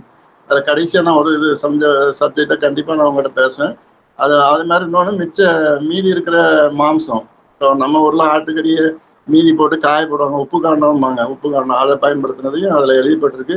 அப்புறம் பகல 2 பேர் தூங்க வச்சு நைட்டு காவலுக்கு நைட் வாட்ச்மேனா போடுற பழக்கம் அதெல்லாம் எழுதப்பட்டு, அப்புறம் காட்டை சீர் செய்து இவங்க 18ஆவது அத்தியாயத்தில் பார்த்தீங்கன்னா காட்டை பூரா சரி பண்ணி உடும்பை பிடிக்கிறதுக்கு வழி செய்யறது, உடும்பை எப்படி பிடிக்கணும், சாரை பாம்பு தோல் எதுக்கு பயன்படும், முயல் ரத்தம் எதுக்கு பயன்படும், தலைமுடிய பாதுகாக்கிறதுக்கு முயல் ரத்தம் அப்புறம் பசுமாடு இவங்களுக்கு இந்த ஊரை விட்டு போய் அவங்க தப்பிச்சு போகும்போது இவங்களுக்கு கையில ஒண்ணுமே இருந்திருக்காது பெருசா. அங்க போகும்போது மாடு எப்படி கிடைச்சிச்சு அவங்களுக்கு, ஒரு சகதியில சிக்கி இருந்த மாடு, காட்டு மாடை பிடிச்சி அதை கஷ்டப்பட்டு அடக்கி அப்புறம் அது குட்டி போட்டு அப்படிதான் அவங்களோட கால்நடைகள் பெருகினது குறித்தும் எழுதப்பட்டிருக்குது. அது மாதிரி மூக்கணாங்கயிறு, நம்ம ஊர்ல மூக்கணாங்கயிறு மூலம் அதை மாட்டுக்கு போடுறதுக்கு, அது மூக்கணி, அதை எப்படி அந்த கயிறு திருச்சி பண்ணாங்க, இப்படி நிறைய அப்படியே போயிட்டு இருக்கு. அப்புறம் பசுமாடு வச்சு எப்படி அவங்க அடுத்தது பெருக வச்சாங்க அப்படிங்கிறது. அப்புறம் பார்த்தா 20வதுல மழைக்காலம், அவங்க பயிரிடுறதுக்கு எப்படி இடங்களை தயார் பண்ணாங்க அப்படிங்கிறது. அதுல ஒரு சம்பவம் எழுதப்பட்டிருக்கு. இந்த காது குடையிறதுக்கு இந்த கோழி மயிர்னு எழுதுக்கு, கோழி மடையை அங்கங்க எடுத்து வச்சு அவர் காது குடையிறதுக்கு இப்படி போயிட்டு இருக்கு. அப்புறம் 21வது அத்தியாயத்துல பாத்தீங்கன்னா அதுக்கு பிறகுதான் நீங்க இந்த பேர் காரணங்கள் எல்லாம் நிறைய காமெடியா இருந்துச்சு. அதுல ஒண்ணு மண்ணு திண்ணி ரங்கநாயக்கர், அப்புறம் நல் மனசு திரௌத்தி நாயக்கர், அப்புறம் நல்லெண்ணெய் ஊற்றி சாப்பிட்ற பழக்கம், நல்லெண்ணெய் ஊற்றி சாப்பிட்ற பழக்கம், அப்புறம் காரை விட்டு லட்சுமண நாயக்கர், புலிக்குத்தி சுப்பண்ணா, படுபாவி செங்கண்ணா, போகும்போது தாண்டி வரும்போது, அப்புறம் என்ன அந்த பண்டை மாட்டு முறைம்பாங்கள, இவங்க போகும்போது தானியத்தை கொண்டு போயிட்டு வரும்போது துணி மூட்டை வாங்கிட்டு வர்றது, அந்த மாதிரி பழக்கம். அப்புறம் ஜோசியம் பார்க்கறது, அவருக்கு ஜோசியம் வெங்கட்ராயலு, இந்த மாதிரி சம்பவங்கள். அவங்களோட பெயர்கள் எல்லாம் அடைமொழி பெயரா இருக்கிறது ரொம்ப வித்தியாசமா இருந்துச்சு. அப்புறம் அத்தியாயம் 23ல ஒரு வித்தியாசமானது இருக்கு. தகப்பன் ஒரு ஜோசியக்காரனை வச்சு அவங்க பண்ணும்போது தகப்பனையும் தாலி கட்ட வச்சு மகனையும் அதே பொண்ணுக்கு தாலி கட்ட வச்சு நடந்த சிலதெல்லாம் இருக்கு. அப்புறம் வாகடம் புள்ளையா அவர் எழுதுறது. அது தலையிறதுன்னு ஒரு வார்த்தை அதில் பயன்படுத்தப்பட்டிருக்கு. தலையிறது, அதாவது இது நம்ம ஊர்ல பார்த்துருப்போம். வாகடம் பிள்ளையா அந்த அவர் எழுதிருக்கு. அவர் என்ன செய்வார்னா, இறந்து போன கண்ணுக்குட்டி இறந்து போச்சுன்னா அதை பொம்மை மாதிரி அந்த கண்ணுக்குட்டியை தோலை வச்சு செஞ்சு அந்த பால் கறக்கிறதுக்கு செய்வாங்க. எங்க வீட்லயே அது செஞ்சிருக்காங்க. எங்க வீட்டுல பண்ண வந்த பிறகு ஒரு மாடோட கண்ணுக்குட்டி இறந்துச்சு. அப்போ அதுக்கு ஒருத்தர் பொம்மை மாதிரி செஞ்சு தந்தாரு. கண்ணுக்குட்டி மாதிரியே இருக்கும் பொம்மை. மாடுக்கு பால் கறக்க போனா அந்த பொம்மையை தான் தூக்கிட்டு போய் மாட்டு முன்னாடி நிப்பாட்டும். அப்பதான் அது பால் கறக்கையும் விடும், பாலும் இறக்கும். அந்த மாதிரி அதெல்லாம் எழுதப்பட்டிருக்கு. இதெல்லாம் அந்த காலத்துல நடந்திருக்க ஒரு இதா இருக்கு. அப்புறம் இன்னொன்னு அத்தியாயம் 24ல பாத்தீங்கன்னா பயிரிழவு பங்காறு நாயக்கர் போட்டிருக்கு. பயிரிழவுன்னு போட்டு அவர் விவசாயத்தை ஒருத்தர் நிலத்துல நல்ல விவசாயம் நடந்ததை நைட்டா அதை உழுது வேஸ்ட் பண்றதுக்காக அவர் போறாரு. ஆனா அவருக்கு நிறைய விளைச்சல் கிடைச்சதுன்னு அவரோட பேர் கொத்தப்பாளையான்னு பயன்படுத்திருக்காங்க. அப்புறம் வைத்திய வேலைகள்லாம் பார்க்கறது வைத்தி மஞ்சையா. இப்படி நிறைய இந்த பெயர்கள் ரொம்ப அந்த 22ல இருந்து 28, 29 வரைக்கும் இந்த மாதிரிதான் இருக்கு. அப்புறம் இளவுப்பட்டி ராமையா, அப்புறம் காய்கறி கொண்டையான்னு ஒருத்தர் இருக்கு பேரு, காய்கறி கொண்டையா. இப்போ நம்ம ஊர்ல முன்னால இந்த கிடாக்களுக்கு காய் அடிக்கிறதுக்கு வெட்டினரி ஹாஸ்பிட்டல் கூட்டு போவாங்க. ஒரு கம்பியை வச்சு அவங்க அந்த விதை காயடிக்கிற பழக்கம் உண்டு. அதை காயடிக்கிறதுன்னு நம்ம சொல்லுவோம். அவங்க காயடி கொண்டையான்னு ஒருத்தர் இருக்கு. அவர் என்ன பண்ணுவாருன்னா, அந்த கிடாவுக்கு காயடிக்கன்னா அவர் துணியை வச்சு அவர் பல்ல வச்சு கடிச்சு பண்ணுவாராம். அந்த மாதிரி அது எழுதப்பட்டிருக்குது. அவர்லாம் வெட்டினரி டாக்டர், அந்த மாதிரி வேலை. அப்புறம் வைக்க போற நம்ம செய்யறத பார்த்துருப்போம். நம்ம ஊர்ல வைக்க போற செய்யறத பார்த்துருப்போம். ஆனா அது என்ன, சில கம்ம முள் இதெல்லாம் தட்டையை வச்சு அழகா படப்பு மாதிரி வைப்பாங்க. அந்த இதெல்லாம் இதுல அழகா எழுதியிருக்காங்க. அதை வெள்ளையர்கள் பின்னாடி ஆச்சரியமா பார்த்ததெல்லாம் அதில் எழுதப்பட்டிருக்கு. அப்புறம் 26வது சாப்டர் 26ல பாத்தீங்கன்னா பிரசவ நிலை குளத்துல குதித்து தற்கொலை செய்யும் போது பிறந்தவன் தான் ஜலரங்கன். அதனால அவருக்கு ஜலரங்கன் அப்படின்னு ஒரு பெயர் வச்சிருக்கு. இப்போ அத்தியாயம் 26 வரைக்கும் இந்த மாதிரி சம்பவங்கள் போயிட்டு அத்தியாயம் 26ல நேரா பிளாஷ்பேக் எங்க போயிருதுன்னா 3வது சாப்டருக்கு போயிருது. பிளாஷ்பேக் மாதிரி அந்த அழகா எழுதியிருக்காரு. அந்த அத்தியாயம் 3ல தான் கொலைகாரன், அங்க முதல்ல நான் பேசணும்னே ஒரு ஊருணியில ஒரு பொண்ணை பாம்படத்துக்காக கொண்டுட்டாங்க. அதோட விசாரணை 26வது சாப்டர்ல தான் ஆரம்பிக்கும். 26வது சாப்டர்ல ஆரம்பிச்சு அங்க தண்ணீர்ல அமைக்க மீச்சது, கொலை செய்து தெரிஞ்சது ஆசாரியர். அந்த ஆசாரி அந்த பாம்படம் செஞ்சு அந்த கழுத்துல போட்டு அவன் ஆசாரிய சமூகம் மாதிரி எழுதியிருக்கு, சொக்கலிங்க ஆசாரின்ட்டு 27வது சாப்டர்ல. அவர் நடந்ததெல்லாம் சொல்றாரு. இப்பதான் விசாரணைக்கு வருது. நடந்ததை விரோதரித்தல், மனைவி கோபித்துக் கொண்டு எதுக்காக போனா, ஆசையா நான் செஞ்சு கொடுத்த பாம்படமே அவளை கொல்வதற்கு காரணம் ஆயிட்டு, ஆசையா செஞ்சு கொடுத்த அந்த பாம்படத்தை தானே அவன் அதை ஆசைப்பட்டு இவ்வளவு உயிரோட கொண்டுட்டானே அப்படின்னு சொல்லி அவர் புலம்புறாரு. அப்புறம் இவங்கள அந்த நாட்டாம மாதிரி இவங்க விசாரிக்கிறதுக்கு யாருமே இல்லை. அப்போ ஜட்ஜி போட்டு அங்கெல்லாம் போகாம ராஜாங்கம், நமக்கு நாமே தான் ராஜாங்கம் அவன் விசாரணை கொலைகாரனை நம்ம பண்ணி என்ன தீர்ப்பு கொடுக்கறதுங்கிற ஒரு சம்பவம் நடக்கு. அப்போதான் ஒரு பெரிய சம்பவமா முழு அமைதி. அவன் இந்த கொலை பண்ண வந்து எந்த பதிலுமே சொல்லலை, எதையுமே அவன் கண்டுக்கல. அவங்க கேட்குற கேள்விக்கு எதுக்குமே பதிலே சொல்லலை. அது அப்பதான் கழுவேற்றுதல் நடக்கு, மரண தண்டனை. அந்த மரண தண்டனைக்கு கழுவேற்றுதல்ங்கிற ஒரு சம்பவம் எழுதப்பட்டிருக்கு. கழுவேற்றுதல் அது கொடுமையாய் உள்ள தண்டனை. அது பக்கத்துல இருக்க ஒரு வேப்பமரத்துக்கு அடியில கழுமரம் நட்டு அது அதை அவனை அவனை தண்டனை கொடுக்காங்க. அவனுக்கு கொடுக்கறதுக்கு சொல்லும்போதுதான் அந்த இறந்து போன கற்பிணியோட அடக்கம் அப்பதான் நடக்கிறது இருக்கு. ஆசாரி அந்த அந்த சுக்கலிங்க ஆசாரிங்கிற அவர் வந்து நாம பரதேசம் போறேன்ட்டு அவர் கிளம்புறாரு. ஆனா அந்த பாம்படத்தை அவர் கையில கொடுக்கும்போது வேண்டாம், இதே மாதிரி கம்மாளச்சிக்கு அதை தானமா யாருக்காவது கொடுத்துருங்கன்னு சொல்லிட்டு அவர் பரதேசம் போறதா அதுல எழுதப்பட்டிருக்கு. அத்தியாயம் 22 பாத்தீங்கன்னா கடமரத்துக்கு கொலையாளி கொண்டு செல்லும்போது பெண் பிள்ளைகள் எல்லாரையும் அப்புறப்படுத்திட்டு கழுவின் நுனி ஊசின்னு எழுதப்பட்டிருக்கு. அது அபானம்னா அபானம்னா என்னன்னா, அதாவது குப்புற படுக்க வச்சு அந்த கழுவின் நுனி ஊசியை வந்து அதை பட்டக்ஸில் பின்னாடி ரொம்ப குத்துற மாதிரி அவரை எப்படி சொல்றது, அதை குத்தி மரண தண்டனை கொடுக்கறது. அது ரொம்ப கொடுமையான ஒரு இது நடந்திருக்கு.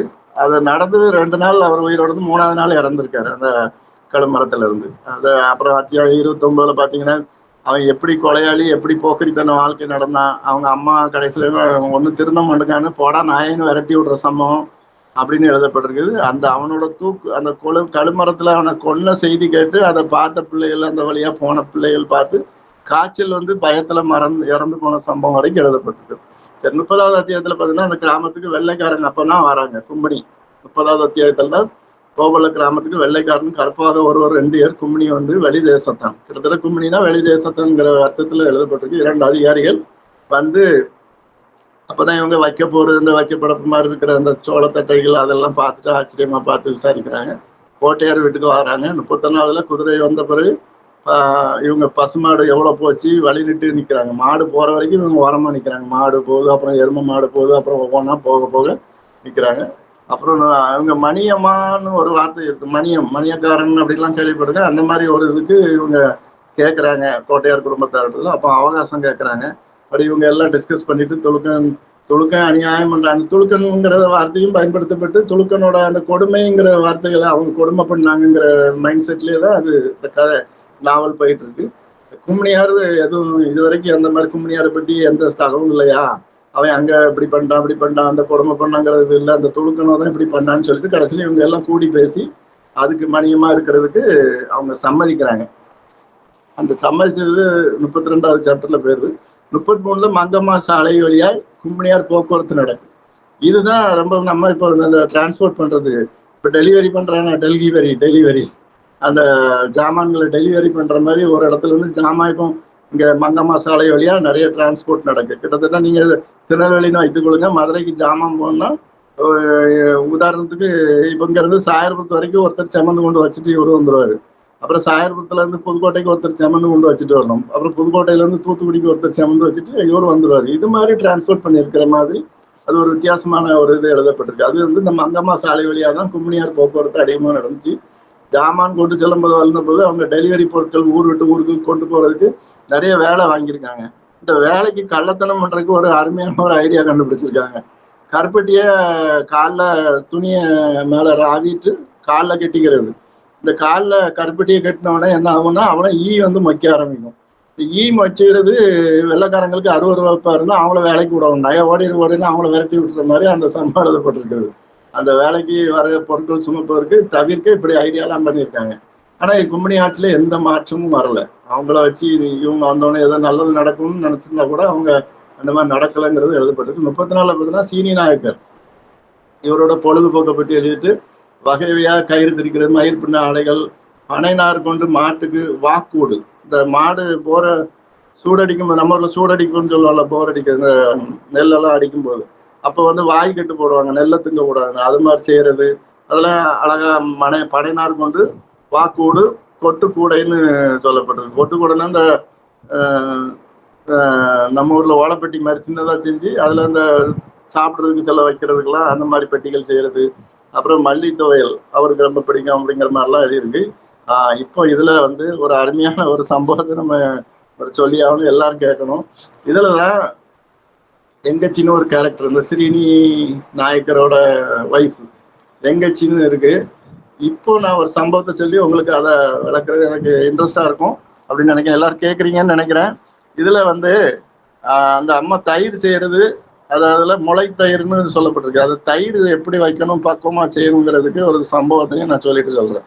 அங்கே ஜிசு ரெடிமில் வந்து நாங்கள் குண்டூருக்கு போயிருந்தோம். அங்கே போயிருக்கும்போது மோகன் அங்கே இருக்கிற எல்லாருமே நீங்கள் என்னத்தை சாப்பிட்டாலும் சரியா, சாப்பிட்டாலும் சாப்பிடாட்டாலும் இங்கே உள்ள தயிரை சாப்பிட்ருங்கன்னு சொன்னாங்க. அது எனக்கு இன்னும் நினைவுக்கு இருக்கு. உண்மையிலே தயிர் நான் வேறங்க அந்த டேஸ்ட்ல சாப்பிட்டதே கிடையாது. அவ்வளோ டேஸ்ட் தயிர். அது எவ்வளோ பக்குவமாக வைக்காங்கிறத இதில் அப்படி லேசாக டச் பண்ணியிருக்காரு. அந்த அது எப்படி தயிர் செய்யறதுக்கு பண்ணணுங்கிறத அதில் எழுதியிருக்கு.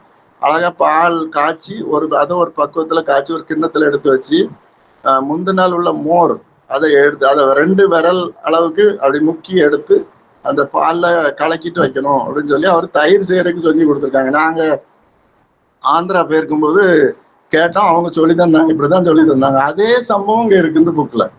அது எனக்கு ஆச்சரியமா இருந்துச்சு. அந்த தயிர் செய்யறதுக்கு நம்ம ஊர்ல தான் உர ஊத்துன்னு சொல்லிட்டு அவ்வளோத்தையும் ஊற்றி வச்சோம். நாங்கள் வித்தியாசமா அவங்க ஒரு அந்த ருசியா அதை எப்படி தயிர் செய்யணுங்கிறதுக்கு அதான் ஒரு ட்ரைனிங்கே இதில் இருக்கு.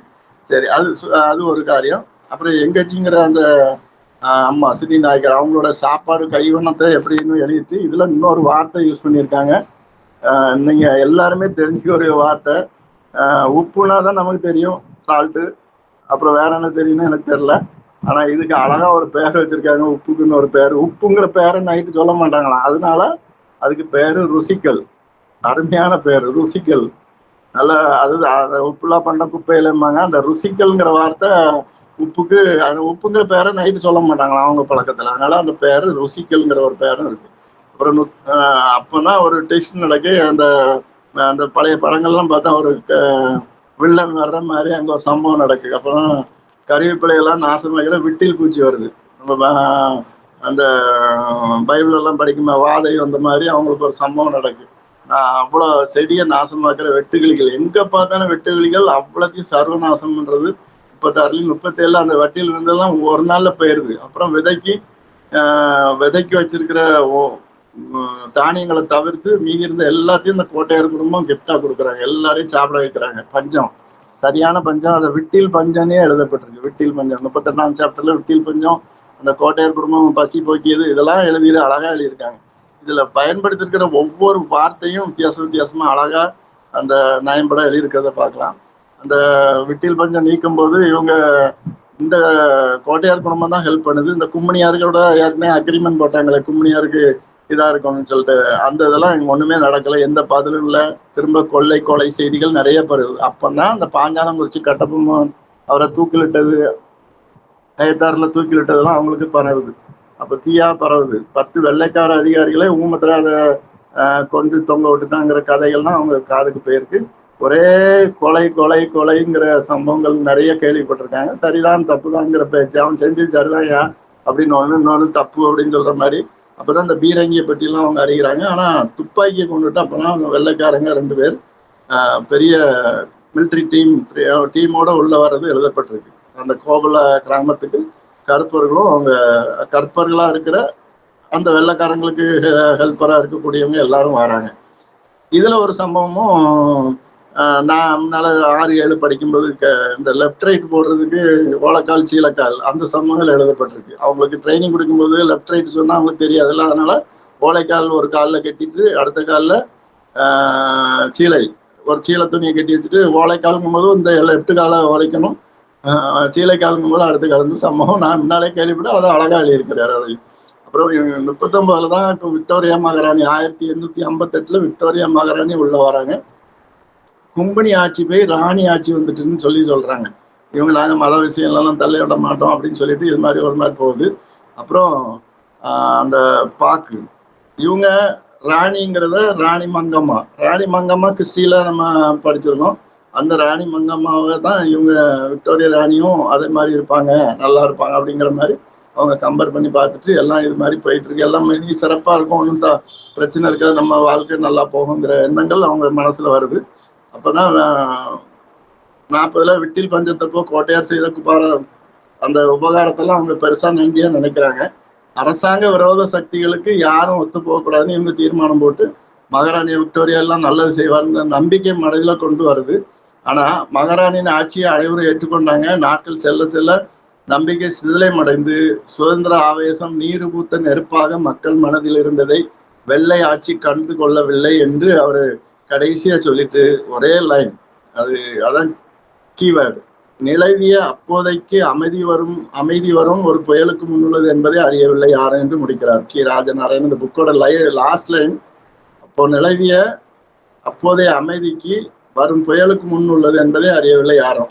அதை வேர்டிங் வித்தியாசமா இருக்கு. அதாவது நிலவிய அப்போதைய அமைதி ஒரு புயலுக்கு முன்பு உள்ள அமைதிங்கிறத யாரும் அறியல அப்படின்னு சொல்லி ராஜநாராயணன் அழகா முடிக்கிறார் இந்த புக்ல. கோவல கிராமம் கற்பனை கிராமம் அல்ல, அது சுதந்திர இந்தியாவிற்கு முன் இருந்தா அல்லல்களையும் கஷ்டங்களையும் கிராமத்து மக்களின் உணர்வையும் பிரதிபலிக்கிறது என்றுதான் நான் இதை முடிக்கணும் இந்த இதுல. மதுரைக்காய் நீங்க அடுத்த ஸ்டெப் போலாமா? கண்டிப்பா. தமிழ் சொல்லி உரையாடல் போகணுமா?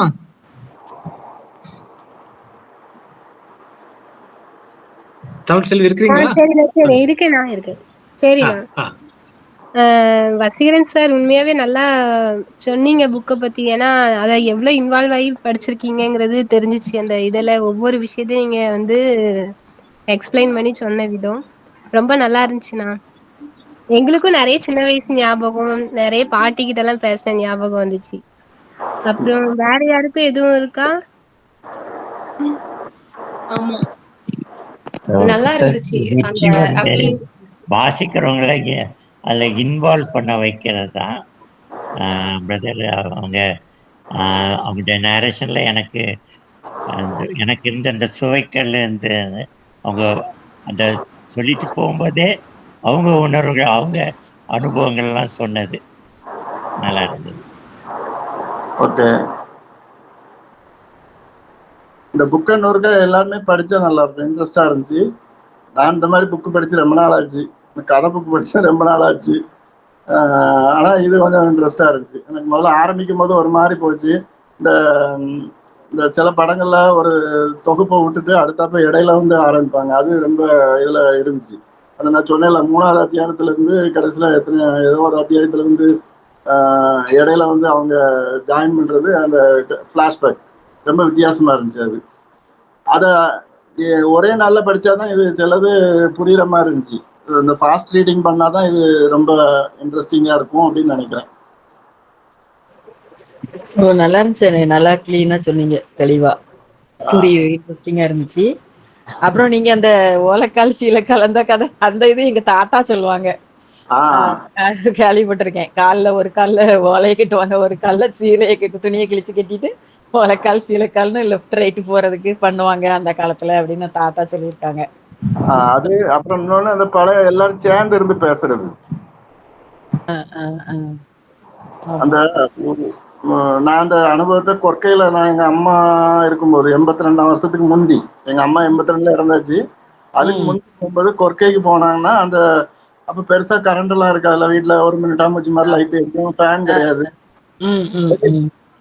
வெளியில முத்தம் இருக்கும். அதுல எல்லாரும் உட்கார்ந்து இருந்து பேசுறத நான் அனுபவிச்சிருக்கேன். ரொம்ப ரொம்ப நல்லா இருக்கும். அந்த மாதிரி எல்லாம் இப்ப கிடையாது. ஆமா, இப்பதான் மொபைல் போனை தூக்கிட்டு எல்லாம் தனித்தனி ரூம்ல உட்கார்ந்துருப்பேன். ஆமா, இந்த புக்ல பெயர்கள் ரொம்ப இன்ட்ரெஸ்டிங்கா இருந்துச்சு. மன்னுதினி ரங்கநாயக்கர், நல்ல மனசு திரௌதி நாயக்கர், படுபாவி சென்னா, அது வித்தியாசமா இருந்துச்சு.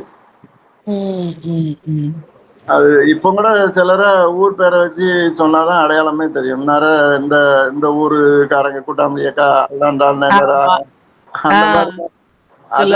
அதே மாதிரி நம்ம ஊர்ல சோத்து பானை அப்படிலாம் சொல்லுவாங்க சில பேரை. இப்போ கொஞ்சம் மாறிட்டு, அவன் பேர்லாம் மாறிட்டு நம்ம விட்டுட்டாங்க. ஆனாலும் அது அடைமொழி பெயர் எப்படி வருதுங்கிறது, காரண பெயர், அப்புறம் அவங்களோட குணாதிசயங்களை வச்சு அப்படியே அவர் பெயர் வந்திருக்கு. அதுல ஜலரங்கன்கிறவரு, அதுல ஜலரங்கன் எழுதப்பட்டிருக்கிறது, அந்த அம்மா பிரசவ வயிறு வலி தாங்க முடியாம போய் குளத்துல குளிச்சு சூசைட் பண்ண போகும்போது அந்த பையன் பிறந்திருக்கான். அதனால அவனுக்கு ஜலரங்கன், ஜலம்னா தண்ணி இருக்கு. அப்புறம் அந்த அந்த கழுமரம் அந்த சூசைட் ஆனா கொல்ல வைக்கிறதுக்கு பார்க்கும்போது இந்த ஆமானுக்கு தூக்கு இது செஞ்சதான் எனக்கு ஞாபகம் வந்துச்சு. ஆமானுக்கு தூக்கு மரம் செஞ்ச மாதிரி அங்க ஒண்ணு செஞ்சு அவனுக்கு கொல்றதுக்கு அவனும் 3 நாள் கழிச்சு இறந்திருக்கான். அத அப்படி ஒரு அழகா ரொம்ப என்ன இதுல இந்த புக்ல என்னன்னா அந்த எழுத்து நடை அது உண்மையில அது அவங்களுக்கு தான் வரும். அந்த மாதிரி ரைட்டர்ஸ்க்கு தான் அந்த மாதிரி எல்லாம் வரும்னு நினைக்கிறேன். நம்ம இருந்து கதை எழுதுனா அது நடக்காது. இல்ல அந்த தயிர் செய்யறது அது திருப்பி கொஞ்சம் சொல்லுங்க. அது அந்த தயிர் நமக்கு செஞ்சா புளிப்பாயிருது இல்ல. ஆமா. அது ரொம்ப நான் அங்க போயிருக்கும்போது தான் பார்த்தேன் ஆந்திராவில. இங்க எங்க 2 அனுபவம் இருக்கு. ஒண்ணு இசிஐல இருக்கும்போது நான் ஆந்திராக்குள்ள ரவுண்ட் அடிச்சிருக்கேன். சென்னை இசிஐல இருக்கும்போது ஒரு சேலரி டிஸ்ட்ரிபியூஷனுக்காக ஒரு அது 2-3 டிஸ்ட்ரிக்ட்டுக்கு நான் போயிருக்கேன். ஒரு 105 பேருக்கு போல சேலரி கொடுக்கறதுக்காக இசிஐல இருந்து நான் அங்க போயிருந்தேன். அப்போ நானும் எனக்கு டிரான்ஸ்லேஷனுக்கு ஆபேல் நீலகண்டன் இப்ப அவரு அங்க இசிஐல இப்ப பிஷப்பா இருக்காரு. ஆபேல் இப்பவும் கான்டாக்ட்ல இருக்காங்க. அவரு என்னோட நான் அப்போ கல்யாணம் முடியல, ரொம்ப சின்ன பையன் யங்ஸ்டர். அவரு எனக்கு அசிஸ்டண்டா அவரு டிரான்ஸ்லேட்டருக்கு வராரு. அப்போ நாங்க ஆந்திராவில கொஞ்சம் ரவுண்ட் அடிச்சோம். எனக்கு இந்த புக் வந்து ரொம்ப அட்டாச் ஆனதுக்கு காரணம் ஒண்ணு நான் ஆந்திராவுக்குள்ள ரவுண்ட் அடிச்சது, 2வது கர்சகாட்டு பகுதியில நான் நிறைய இடங்கள்ல பார்த்தது. அது ஒரு அனுபவம். பழக்க வழக்கம் இங்க பழக்க வழக்கம். 2வது ஏசுடிக்கிறார்ல இருக்கும்போது நான் அங்க போனது குண்டு பாஸ்டர் ஏசன்னா இங்க போயிருக்கும்போது தான் அந்த சம்பவம். அந்த தயிர் என்னத்தை சாப்பிட்டாலும் சாப்பிடுங்க, அங்க விதவிதமா செஞ்சு வச்சாங்க சாப்பாடு எங்களுக்கு. அவ்வளவு டேஸ்டா அங்க. ஆனா இன்னொன்னு ஆந்திராவுக்கு போனா எல்லா சாப்பாடும் காரமா தான் இருக்கும். எல்லா முருதைக்காய் கண்டிப்பா அங்க அனுபவிச்சிருப்பீங்கன்னு நினைக்கிறேன். ஆந்திராவில போனா அவ்வளவு உரைப்பா இருக்கும் சாப்பாடு. இந்த அந்த ஏசனா பாட்டு அவங்க இதுல போயிருக்கும்போது எங்களுக்கு சாப்பாடு அப்படி செஞ்சு கொடுத்தாங்க. ஆனா அவ்வளவு இது பார்த்தாலும் அந்த தயிரை நான் இன்னைக்கும் மறக்க முடியாது. அவ்வளவு டேஸ்டா செய்யறாங்க. அது செய்யறது எப்படி செய்யறாங்கன்னா அந்த இதுல சொல்லுங்க மருத்துவ. அக்கா வந்து அந்த தயிரை எப்படி செய்யறாங்கன்றது கேக்குறாங்க. நான் சாப்டரையே ஒரு போட்டோ காப்பி எடுத்து அனுப்பி விட்டுறேன். ஆமா, சின்ன சாப்டர் தான், சின்ன சாப்டர். மருத்துவ அதுல வேற ஒண்ணுல எப்படின்னா நம்ம வந்து பாலை காய்ச்சி வச்சு ஊத்துறோம்ல, மோரையோ தயிரையோ உள்ள ஊத்துறோம்ல, அல்லனா எலுமிச்சை பழம் ஊத்துவாங்க. அது செய்யக்கூடாது. என்ன செய்ய சொல்றாங்கன்னா நல்ல பாலை நல்லா காய்ச்சி தனியா பாத்திரத்துல எடுத்து வச்சு அந்த பழைய மோர் ஏற்கனவே புளிச்சிருக்கலாம், அந்த மோரை விரல் 2 விரல் அந்த 2 மடிப்பு இருக்கலாம், அந்த அது வரைக்கும் நம்ம தொட்டுட்டு அதுல விட்டு கலக்கணும். அப்படி இல்லைன்னா இன்னொரு மெத்தட் என்னன்னா அந்த தயிர் வைக்கிறதுக்கு நம்ம ஒரு பாத்திரத்துல பாலை ஊத்துறோம்னா அந்த பாத்திரம் ஒரு டம்ளர்னு வச்சுக்கிட்டுங்களேன், அந்த டம்ளர் ஃபுல்லா நம்ம விரல வச்சு ஏற்கனவே நம்ம யூஸ் பண்ண மோரோ தயிரை வச்சு லேசா ராவிட்டு அதுக்கப்புறம் பாலை நீங்க ஆறின பாலை ஊத்துனீங்கன்னா அந்த தயிர் நல்லா டேஸ்டா வரும். இப்ப நாங்க வீட்டுல செய்வோம். வீட்டுல செஞ்சா நான் கடையில வாங்கின தயிரை விரும்ப மாட்டேன் இப்பவும். அது எனக்கு இதுல எழுதுனது ரொம்ப வித்தியாசமா ஒரு அனுபவமா இருந்துச்சு. Okay okay, thank you thank you. கதையில அதே மாதிரி நிறைய நாட்டு மருந்து சொல்லுங்க. இல்ல முடிச்சுக்கோங்க, ஃபீட்பேக் தான். அந்த நாட்டு மருந்து நிறைய அதுல எழுதியிருக்கு. இப்ப எங்க அம்மா இருக்கும்போது நிறைய தமிழ் மருந்து நிறைய சொல்லுவாங்க செய்வாங்க. அது மாதிரி வைத்தியத்துக்கும் எங்க வீட்டுக்கு வருவாங்க. அது மாதிரி இங்க நாட்டு மருந்து நிறைய முடி நல்லா வர்றதுக்கு முயல் ரத்தத்தை ஏதோ பண்ணுவாங்க அப்படின்லாம் அது போட்டு அதுல எழுதியிருக்கு. அப்படி எழுதியிருக்கிறாங்க ரைட்டப்ல. ஆமா, அந்த காலத்துல அப்படி செய்வாங்க. முயல் ரத்தத்துல ஒரு வெள்ளை துணியை முக்கி அப்படியே காய வச்சுட்டு அதை தேங்காய் எண்ணெய்க்குள்ள போட்டு தேய்க்கணும் அப்படிமா. நீங்க சொன்னது அப்படியே எழுதியிருக்காரு. அது எங்க சித்தி சொல்லுவாங்க அடிக்கடி. யாரு? எங்க சீலஞ்சித்தப்ப ஒய்ஃபு. அவங்க சொல்லுவாங்க முயல் ரத்தத்தை வெள்ளை துணியில அப்படியே முக்கி அதை நல்லா காய வச்சுட்டு அந்த துணியை தேங்காய் எண்ணெய்க்குள்ள போட்டுட்டு தேய்க்கணும் அப்படிம்பாங்க. ஓஹோ, பரவாயில்ல. அதெல்லாம் அந்த காலத்துல உள்ளதுதான் போல. புக்கு அவர் எழுதும்போது அதை ரொம்ப அனுபவிச்சு எழுதியிருக்கிறாரு. ரைட்டப் அருமையா இருக்கு. எனக்கு அது வித்தியாசமா இருந்துச்சு. ஓகே, எல்லாரும் கலந்து கொண்டதுக்கு மிக்க நன்றி. அண்ணன் பாருங்க, இல்ல எனக்கு ரொம்ப பிடிச்சிருந்துச்சு நீங்க எக்ஸ்பிளைன் பண்ண அந்த ஃப்ளோ, அந்த இது எல்லாமே. என்னன்னா அந்த சீன்ஸ்ல வந்து நம்மளே கொஞ்சம் டிராவல் பண்ற மாதிரி. புக் ரீட் பண்றப்ப அது ஆப்வியஸா இருக்கும்.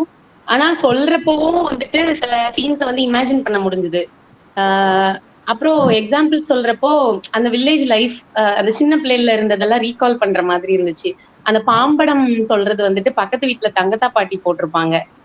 அந்த இது அதுக்கப்புறம் குழுக்க பத்தி சொன்னது. அப்போ நம்ம எல்லாம் வந்து பிளஸட்ல அப்படின்ற மாதிரி ஒரு ஃபீல் வந்தது. இதெல்லாம் திருப்பி நம்ம ரீகால் பண்றதுக்கு ஒரு சான்ஸா அதை வந்து நான் பாக்குறேன். ஸோ ரொம்ப ஹெல்ப்ஃபுல்லா இருந்துச்சு, என்ஜாய் பண்ற மாதிரி இருந்துச்சு. தேங்க்ஸ் மாமா, நல்லா இருந்துச்சு. ஓகே. பாம்படத்துல அதுவும் ஒவ்வொரு ஏஜுக்கு அப்புறம் ஒவ்வொரு குரூப்ல அந்த அந்த அதுல ஒவ்வொரு இதை மாட்டுவாங்கன்னு சொல்லுவாப்புல. அது என்ன அடிஷ்னலா அந்த காது இழுக்க இழுக்க அது அவங்க வெயிட் ஏற ஏறத்தால ஏதோ ஒரு இது சொல்றாங்க. அது எனக்கு இன்னும் புரியல, பெரியவங்ககிட்ட கேட்டா தெரியும். நிறைய அந்த பாம்படத்திலே நிறைய காதுல ஒவ்வொன்றா மாட்டுறது அவங்களுக்கு ஒரு பெரிய ஸ்டேட்டஸா அந்த காலத்துல.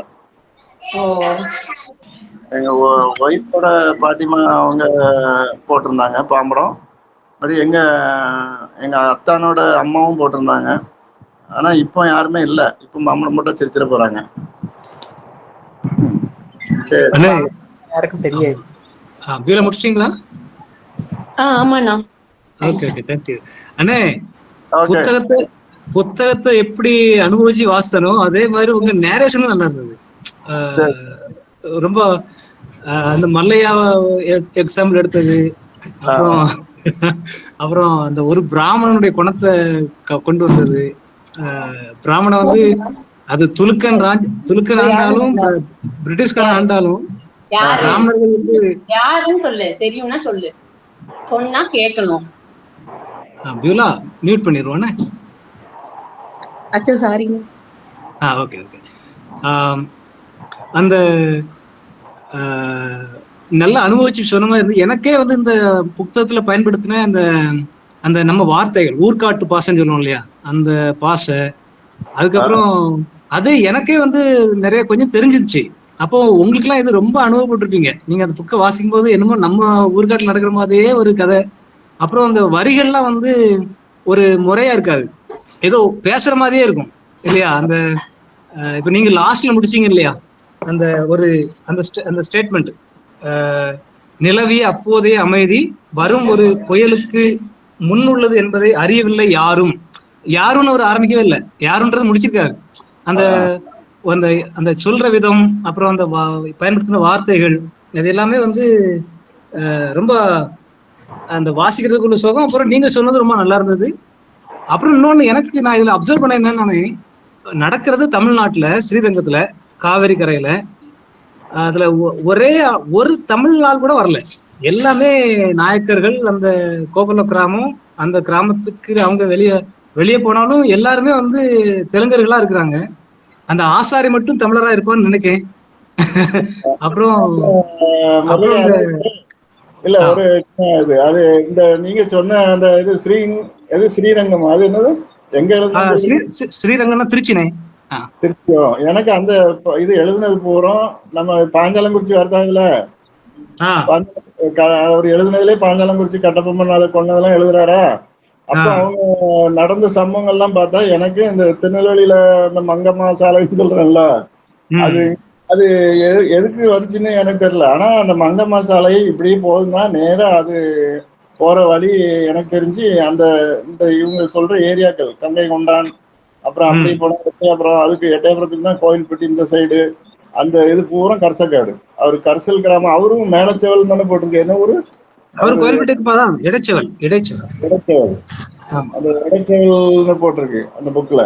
அது பார்க்கும்போது அவரு இங்கதான் அவரு இங்க உள்ளதை தான் வச்சு எழுதியிருக்கு. எப்படி எழுதினாரு, என்ன நடந்துச்சு. ஆனா கண்டிப்பா இது வந்து பழைய கிறிஸ்டியில இருந்து ஏதோ டச்சிங்கா அப்படி இருக்குன்னு நினைக்கிறேன் எனக்கு. கண்டிப்பா கண்டிப்பா.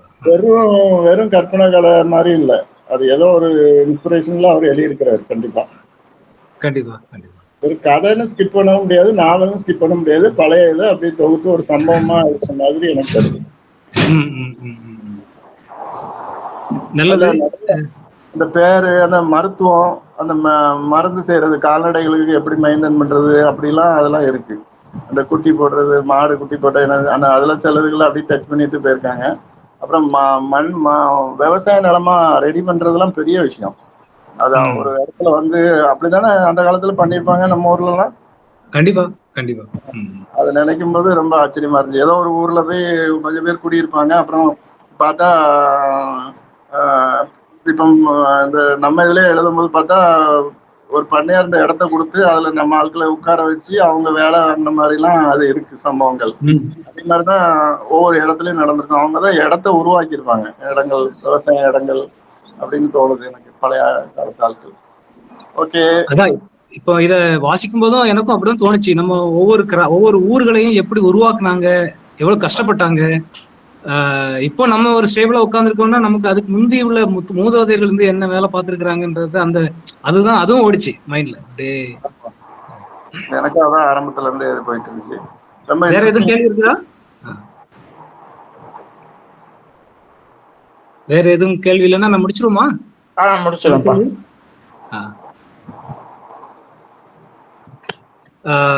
தமிழ்ச்செல்வி முடிச்சிடுறேன். நம்ம அடுத்த நிகழ்ச்சியை பத்தி சொல்லிட்டு நான் முடிக்கிறேன். நம்ம இன்றைய நிகழ்ச்சி வந்து நம்ம பொதுவா நடத்துறது சனிக்கிழமை நடத்துவோம். இது வந்து நம்ம ஒரு வாக்கெடுப்பு நடத்திட்டு அப்புறம் அது ஞாயிற்றுக்கிழமை எல்லாருக்கும் அது ஒரு கம்ஃபர்டபுளா இருந்ததுனால நம்ம ஞாயிற்றுக்கிழமை வச்சிருக்கிறோம். அப்புறம் பொதுவா நூலகத்தில் நடக்கும். இன்னைக்கு நூலகத்தில் நடக்கல, அக்டோபர்ல நூலகத்தில் நடக்கும். வர்ற நிகழ்ச்சி வந்து அடுத்த மாத நிகழ்ச்சி, அதாவது செப்டம்பர் மாத நிகழ்ச்சி வந்து நமக்கு வந்து கொஞ்சம் வித்தியாசமா நடக்கும். ஏன்னா அது கோயில் பிரஸ்ட் வருது. அதுல அந்த டைம்ல பொதுவா செப்டம்பர் மாசம் நம்ம சபை ஊழியர் பெஞ்சமின் ஷேக்ஸ்பியர் வந்து நம்ம ஹோமோ தியஸ் பத்தி அந்த புத்தகத்தை தான் வந்து அறிமுகப்படுத்துற மாதிரி இருந்துச்சு. அதுக்கப்புறம் இடையில நம்ம அந்த ஒரு போட்டி சிந்தனை பிழிவு போட்டி நடத்துறோம். அதுல வந்து முதியோரை பேணல்ன்ற தலைப்புல நடத்துறதுனால அந்த தலைப்பை ஒட்டிய ஒரு சின்ன ஒரு கதையை வந்து நம்ம பெஞ்சமின் ஷேக்ஸ்பியர் பேசுவாங்க. அந்த கதை வந்து விளையாட்டு பொம்மை அப்படின்ற ஒரு தலைப்புல வந்து எழுதப்பட்ட ஒரு கதை. அந்த கதை வந்து ஒரு வயசான ஆளை நம்ம விளையாட்டு பொம்மை மாதிரி பப்பட்டு மாதிரி பயன்படுத்துறோம் அப்படின்ற ஒரு தலைப்புல ஓடும். அந்த கதையை நம்ம சபை ஊழியர் பெஞ்சமின் ஷேக்ஸ்பியர் பேசுவாங்க. அப்புறம் அது வந்து செப்டம்பர் 30 நம்ம விழா மேடையில் வச்சு நடத்துவோம். ஆன்லைன்ல கிடையாது, நேர்ல நடத்துவோம். ஆன்லைன்லயும் அது பங்கெடுத்துக்கிடலாம் அப்படின்ற மாதிரி நம்ம பிளான் பண்ணியிருக்கிறோம். அதனால அடுத்த மாசம் வரைக்கும் நம்ம காத்திருப்போம். அந்த அறிவிப்புல விரைவில் வெளியிடுற எந்த புத்தகம், எந்த தலைப்பு, அந்த கதை அப்படின்றத. அப்புறம் வசீகரனே ஒரு சின்ன கேள்வி கேட்கலாம்னு நினைச்சேன், அது நேரம் இருக்கான்னு தெரியல. அந்த ஒரு கேள்வி மட்டும் பார்த்து சொல்லுங்களேன். கேக்குதானே? கேக்குது. ஆமா, இது எல்லாருக்குமே பொருந்தும். மோனிகாக்கா எல்லாருமே புத்தகத்தை ப்ரெசென்ட் பண்ணியிருக்கோம். ஆனா உங்ககிட்ட நான் என்ன கேக்குறேன்னா, இவ்வளவு டைட்டா ஒர்க் பண்ற ஆளு ஒரு புத்தகத்தை உட்கார வச்சு வாசித்து உங்களுக்கு அது நீங்க கடுப்பானீங்களா அல்லது என்ஜாய் பண்ணீங்களானே? அப்படியெல்லாம் கிடையாது. அது இன்ட்ரெஸ்டட் புக் படிக்கிற இருந்தா தான் அதை பண்ண முடியும். நான் சொன்னேன் முன்னாலே என்கிட்ட ஏதோ பேசும்போது சொல்லுங்களா, அந்த ஃபாஸ்ட் ரீடர். ஆனா இதை ஃபாஸ்டா ரீட் பண்ண முடியல. அந்த இந்த புக் படிக்கிற மாதிரி படிக்கல, இது பைபிள் படிச்ச மாதிரி படிச்சிருக்கேன். இல்ல, நீங்க நோட்ஸ் எடுத்துக்க 10 பக்கத்துக்கு நோட்ஸ் எடுத்திருக்கீங்க. ஆமா, முதல்ல ஒருக்கா ரீட் பண்ணிட்டு அப்புறம் ஒருக்கா ரீட் பண்ணிட்டு இன்னைக்கே ஒரு ரிவ்யூ ஃபுல்லா போயிருக்கேன். ஏன்னா சும்மா ஏனதானும் படிக்க முடியாது, படிச்சேன்னா ஒழுங்கா படிக்கணும். இப்ப நீங்க ஒரு புக் எனக்கு கிஃப்டா கொடுத்தீங்க, அதை ஆரம்பிச்ச அந்த எப்பமோ ஒருக்கா கொடுத்தீங்களா போன முறை, அந்த புக்கே கொஞ்சம் டைம் அது கொஞ்சம் பாதியில தான் நின்று போச்சு. அதுக்கு இந்த கல்யாணம் அதுக்கெல்லாம் வந்ததுனால நின்று போச்சு. மற்றபடி புக்கு படிக்கிறதுக்கு 5 மடம்னால ட்ரெயின்ல போகும்போதே புக் வாங்கிட்டு 3-4 புக்கு ரொம்ப சீப்பா கொடுத்தான், நல்லா இங்கிலீஷ் புக்கு. அதை ட்ரெயின்ல இங்க இருந்து பாம்பே போகும்போது ஒத்தையில போனேன். திருநெல்வேலி ஏறி பாம்பேல போறதுக்குள்ள 4 புக்கு போற வழியில படிக்கிறதுக்கும் போயிருச்சு. அந்த மாதிரிதான். ஆனா இப்ப இந்த மொபைல் ரொம்ப கேடு பண்ணுது. மற்ற காரியங்கள்லாம் கொஞ்சம் ஒர்க் செய்யறதுதான், மற்றபடி இன்ட்ரெஸ்டிங்கா தான் போச்சு. இல்ல நான் என்ன கேக்குறேன்னா, நீங்க பொதுவா வந்து ஆவிக்குரிய புத்தகங்களை வாசிப்பீங்க இல்லையா? இது வந்து கொஞ்சம் வித்தியாசமான ஒரு புத்தகம். அதுவும் டைட்டா நேரத்துல, இப்போ நம்ம திருமண காரியங்கள் இருந்திருக்கும், நிறைய வேலைகள் இருந்திருக்கும். அது மத்தியில நீங்க பண்ணது வந்து உண்மையிலே ரொம்ப நன்றிண்ணே. ஆமா, நம்ம அடுத்த நிகழ்ச்சியில சந்திக்கும் வரை நம்ம கலந்துக்கலாம். ஓகே, நன்றி. நானும் மற்ற அன்னைக்கு பூரா பாருங்க, எனக்கு ஏதாவது நிகழ்ச்சியில கலந்துக்கவே முடியாது. கொஞ்ச நேரம் இருப்பேன், மறுபடியும் எங்கேயாவது ஏதாவது ஒரு போன் வந்துடும். இப்பவுமே 2 போன் வந்துச்சு. அடுத்தப்ப போன் தொடர்ந்து கலந்துக்கங்கண்ணே, கலந்துக்கிடுங்க. ரொம்ப நன்றி. அடுத்த மாதம் பார்க்கலாம். நன்றி. Okay, thank you.